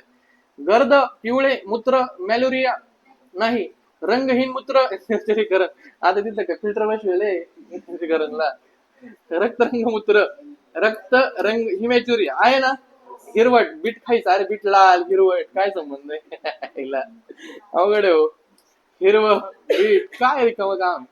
बरं ब्लड असेल ते हिमेच्युरिया, ग्लुकोज जास्त वाढलं तर ग्लायकोज युरिया, अजून एक टर्म होती युरिया वाढलं तर युरेमिया, बंद झालं तर अॅन्युरिया, वाढलं तर पॉलियुरिया, कमी झालं तर ऑलिगोयुरिया.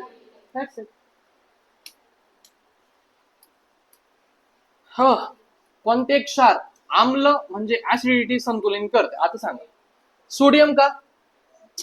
अरे ऍसिडिटी, अरे कॅल्शियम ना, कॅल्शियम.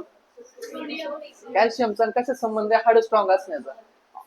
ऑस्टिओमॅलिस या नावाचा डिसीज होतो, म्हणजे अस्थिमृदुता, ते कॅल्शियम मुळे होतं. कमी पडलं तर ते तुम्हाला माहिती आहे का, कॅल्शियम जर तुमच्या बॉडीमध्ये वाढलं ना खूप जास्त तर ते तुमच्या रक्तामध्ये उतरतं, ते पण हार्ट सोड करतं. कॅल्शियम जर वाढलं तुम्हाला हार्ट अटॅक बी येतो, तुमच्या ग्लँड्स मध्ये पाहायला मिळेल तुम्हाला. याचा अर्थ असं नाही खायचं नाही जास्त, आपण खूप कमी खातो कॅल्शियम. कॅल्शियमचा बेस्ट सोर्स काय माहिती आहे तुम्हाला? काय? हा, दूध, अजून हा पालेभाज्या, अजून मी सांगू का? हा, चुना, तंबाखू. हा, चुना सगळ्यात जास्त कॅल्शियमचा सोर्स आहे. गाई छाप खाणाऱ्यांचे काहीच हाड दुखत नाही, चुना रोज खात राहते, एक गोळी रोज आहे त्यांना ती. दुसरं पानं खाणारे का चुना, कधी त्यांचे हाड दुखत नाही. रियालिटी तुम्हाला चुन्याची जी आहे चुना त्याची तुमच्या बॉडीमध्ये याचा अर्थ असं आहे का तंबाखू चालू करायची? पाण्यामध्ये डिझॉल्व करून पण त्यात येऊ शकतो.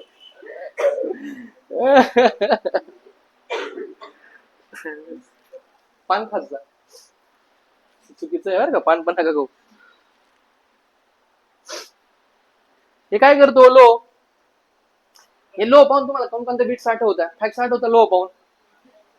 आयन येते हिमोग्लोबिन मधलं जे ग्लोबिन प्रोटीन आहे, हिम जे आहे ते हिम म्हणजे हे आयन आहे. रक्ताचा त्याचा रंग लाल आहे का बरं? ऑक्सिजन आहे, वॉटर आहे, आयन आहे म्हणून ते लाल आहे. मुळात रक्ताचा रंग जांभळा असतो, पण त्याच्यानंतर हा लाल होतो या गोष्टींमुळे. अजून काय रे, याच्या अभ्यासाला हिमॅटॉलॉजी म्हणतात. पुरुषांमध्ये किती रे? 13 ते, आणि महिलांमध्ये कितीचा फरक घ्यायचा? 5चा का? तुम्हाला मी एक स्टोरी सांगू का? भारतातले सगळ्यात हुशार व्यक्ती माझ्या पॉइंट ऑफ व्ह्यूने एपीजे अब्दुल कलाम. सगळ्यात हुशार कोण? माझ्या पॉइंट ऑफ व्ह्यूने एपीजे अब्दुल कलाम सगळ्यात हुशार. एपीजे अब्दुल कलाम. एका व्यक्तीला ते जातात आणि त्याला विचारतात, भाऊ तुझं वेट काय, तुझं वेट किती आहे? त्या व्यक्तीला विचारतात, तो व्यक्ती म्हणतो 73 सर. किती म्हणतो?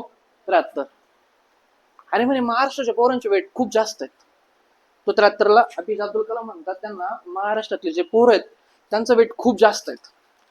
आता खूप जास्त म्हणजे किती? मग तो म्हणतो किती? एपीजे अब्दुल कलाम म्हणतात ऑलमोस्ट 82च्या आसपास. किती? ऑलमोस्ट 82च्या आसपास. तुझं 73 आहे, ऑलमोस्ट तू 10 ने वाढून घे, 8, 9, 10 ने. मग ते ऑलमोस्ट किती येतं महाराष्ट्रामध्ये पोरांचं वेट? 82. इथं आहे कोणाचं 82? आहे का? बरं 82. मग म्हणे काय करायचं? हे एपीजे अब्दुल कलाम. हे कोण आहे? एपीजे अब्दुल कलाम. ही कोण आहे? अरुणा आहे. हिची ही पोरगी आहे, हिचं नाव काय? अरुणा. पोरींचं वजन मोस्टली कमी असं, हिचं 73 आहे. अरुणा. हे एपीजे अब्दुल कलाम आहे. ती कोण आहे? अरुणा आहे. तिचं वजन किती आहे? एपीजे अब्दुल कलाम म्हणतात महाराष्ट्रामध्ये किती आहे मोस्टली? 82. किती आहे मोस्टली? 82. अब्दुल कलाम म्हणतात तुला एक गणित सांगू का? ती म्हणते हो सांगा सर. म्हणे आपण नाही मागे पुढे केलं, म्हणे तू 82ला 5ने पुढे जाऊ शकते का? 6ने जाऊ शकता तुम्ही 82ला 6ने पुढे. 6ने पुढे गेले किती झाले हो? 88. मग म्हणे तू 6ने पुढे जात जा आणि 7ने मागे. मग 7ने मागे आलं तर किती झालं? किती झालं? 82तून 7 गेले किती झालं? ऑलमोस्ट 75च्या आसपास झालं का? 75, 74, 75च्या आसपास. आणि मग म्हटलं की याला आणखी विश्लेषित केलं पाहिजे, याचा अर्थच काय लागू नाही राहिला. जसं आपण मागाशी काय म्हटलं इथं कुठेतरी म्हटलं ना पुढे, हा कॅल्शियमचं सॉरी आयनचं. 5ने पुढे जायचं, फिमेलला सुरुवात करायची 11ने, 5ने पुढे गेलं तर 11 ते 16 फिमेल मध्ये ते आयन आणि पुरुषांमध्ये 13 ते 18 आहे. 5ने पुढे जायचं, 5नेच पुढे जायचं इथे. तसं इथं काय झालं? 6ने पुढे गेलो, 7ने माग आलो. हे कोण आहे? अब्दुल कलाम. हे कवरनं कोण आहे? केरळ. कवरनं कोण आहे? केरळ. लवरनं कोण आहे? लक्षद्वीप. लवरनं कोण आहे? मवरनं कोण आहे? मिझोराम. मवरनं कोण आहे? मिझोराम. ही पोरगी कोण आहे? अरुणा. अरुणाच्या आधी कोण येतं? बिहार. बिहार. बिहार नंतर कोण येतं? अरुणाचल. हा 73 आकडा काय आहे? भारताची साक्षरता. 73 आकडा काय आहे? भारताची साक्षरता. महाराष्ट्राची साक्षरता किती आहे? 82%. पुरुषांची साक्षरता किती आहे? आणि महिलांची साक्षरता किती आहे? 75%. ही स्टोरी आहे. अब्दुल कलाम, केरळ, लक्षद्वीप, मिझोराम. सगळ्यात कमी साक्षरता कुठे आहे? बिहार. आणि 2 नंबर अरुणाचल. भारतामध्ये साक्षरता किती आहे? 73%. महाराष्ट्रामध्ये किती आहे? 82%. पुरुषांची किती आहे आणि महिलांची किती आहे? 75%. जमलं का? म्हणजे 6ने पुढे जायचं, 7ने मागे यायचं.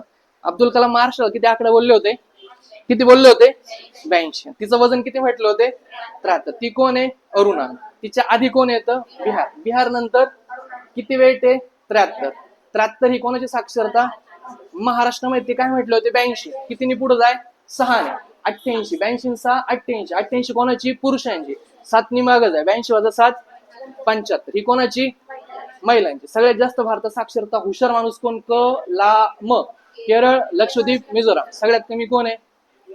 बिहार आणि 73 कळलं, 82 कळलं, पुढे गेलं 88 मागं आलं 75. That's it. बोलून टाकू. महाराष्ट्र सांगून देऊ.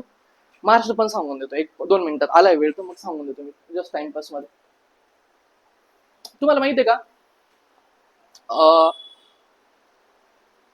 रोजगार तुम्हाला नोकरी मिळावं म्हणून शिकता का शिकाते म्हणून रोजगार मिळतो? दोन्ही गोष्टी एकच झाल्या ना. शिकते म्हणून रोजगार मिळतो, रोजगार मिळावा म्हणून तुम्ही शिकता.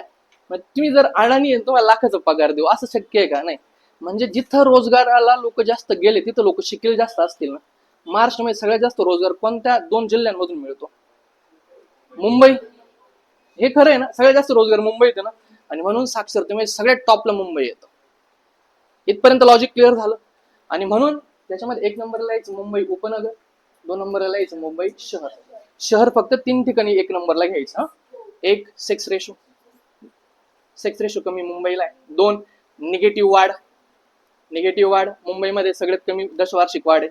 आणि 3 नंबर सगळ्यात कमी क्षेत्रफळाचा जिल्हा 157 चौरस किलोमीटर.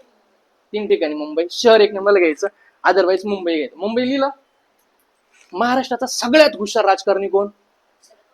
नाही. ते आतापर्यंत बरोबर होतं. आता इथून पुढे काय? फडणवीस. लिहू का नागपूर? लिहू का नागपूर? बरोबर. तुम्ही बोरं गेलेत, बोरं चोरले, तुम्ही स्वतःसाठी चोरता का लोकांसाठी चोरता? नाही. आपली सवय मैत्रिणीला पण 2-3 येतो आपण. आणि म्हणून नागपूर नंतर येतो अमरावती आणि 5 नंबरला येतं अकोला. साक्षरता म्हणजे हे स्वतःच नाही हुशार झाले. आंबे स्वतःच नाही खाले, यांना बी हुशार करून टाका शेजारी. विदर्भातले 2 नागपूर, अमरावती, अकोला साक्षरतेचे टॉपचे जिल्हे.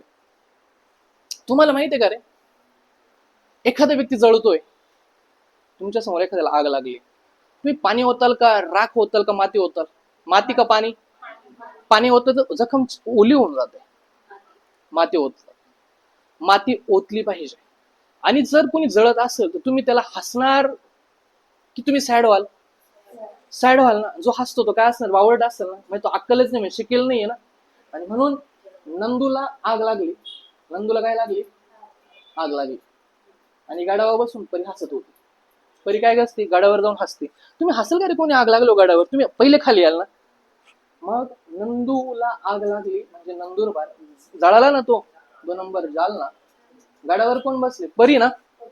3 नंबर परभणी आणि 4 नंबर गडचिरोली. नंदू जळाला, परी हसत होती गाडावर बसून. ही साक्षरता ओघाने आलो म्हणून सांगितलं. पुढे जाऊ. हे लक्षात आहे. पुढे जाऊ तुम्ही. आपलं काय चालू आहे? आयन. आयनचा विषय चालू आहे. 11, 16, 13, 18. हा प्रश्न झाला ना? झाला का हा प्रश्न? हा बघ परत रिपीट आहे. 15चा प्रश्न 19 परत 15ला विचारलाय बघ. काय म्हणायचं रे याला? Filtration, reabsorption, secretion, excretion. That's it. 2 प्रश्न याच्यावरती. आता त्याच्यापेक्षा आणखी छान प्रिपरेशन आपण करून ठेवली. पीसीटी कुठे, डीसीटी कुठे, ऍब्झॉर्प्शन कुठे, वॉटर लेवल कुठे, अँटीडियुरेटिक हार्मोन कुठे, रेनिन कुठे, आपल्याला कळलं ना आता या सगळ्या गोष्टी. एक स्टेप आपण पुढे जाऊन तेवढं बेसिक बेसिक आपण तयार करून ठेवलाय हा कंटेंट. हा प्रश्न त्याचा तो कंटेंट आला लक्षात. पुढे बघा बरं, सामान्यतः किडनी मधून कशाचं गाळण होत नाही. आउट आहे. पाणी जर कोणी लिहित असेल त्यांनी एमपीएससी ला बंद करून टाकावं. तुम्हाला हेवी कळत नसेल किडनीतून पाणी गाळत, हे सगळ्यांचं होतं, साखरेचं सिक्रेशन होत नाही. पुढे गाळण होत सिक्रेशनच म्हणून गाळण म्हणायला पाहिजे. हा प्रश्न भारी बघ. खालीलपैकी कोणतं विधान बरोबर आहे? काय विचारलं बरोबर आहे? विकर म्हणजे एन्झाइम्स.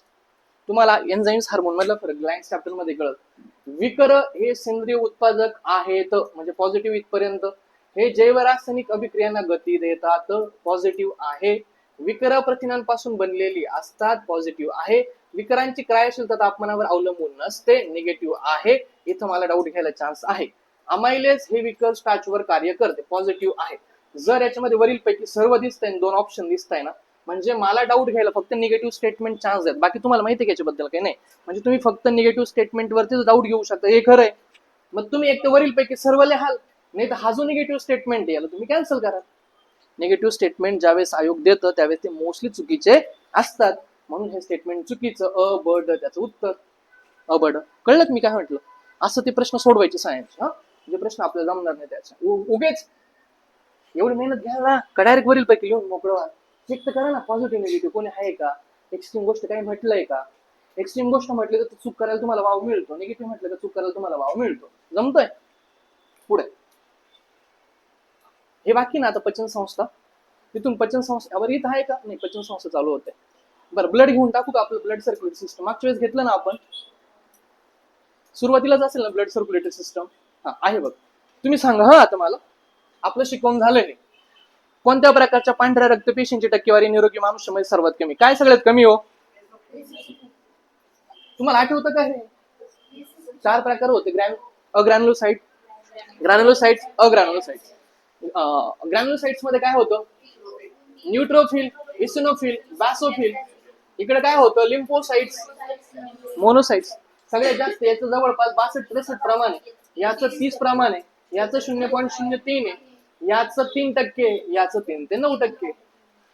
पाठ आपले. पुढच्या वेळेस काय येईल हा प्रश्न बदलू, सगळ्यात जास्त प्रमाण कोणाचं? हे नाही विचारतं ते विचारतील काम काय?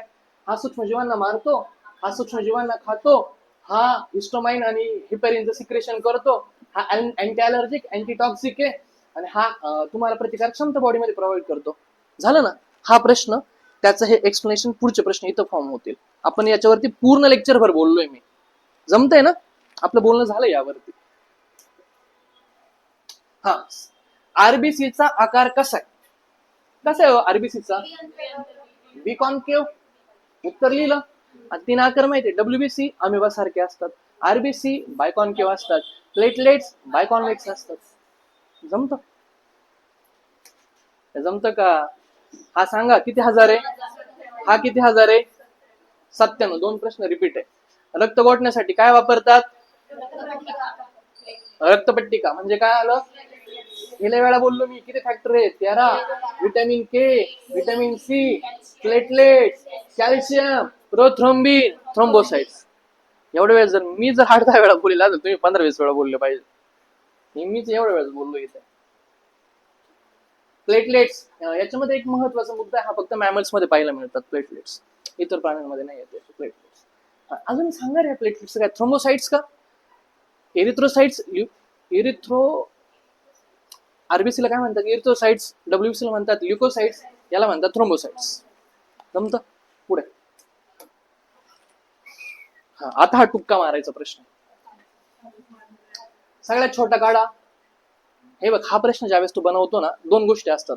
एखादी गोष्ट ना खूप कमी असते म्हणून तो बनवतो, एखादी गोष्ट खूप जास्त असते म्हणून तो बनवतो, आणि एखादी गोष्ट ना अशी मीडियम राहते म्हणून तो बनवतो. फॉर एक्झाम्पल, एक जॉग्राफीमध्ये एक प्रश्न विचारला होता की सेट, अजून एक सायंटिस्ट आणि सेट यांनी महाराष्ट्राच्या जंगलांचे किती प्रकार केले?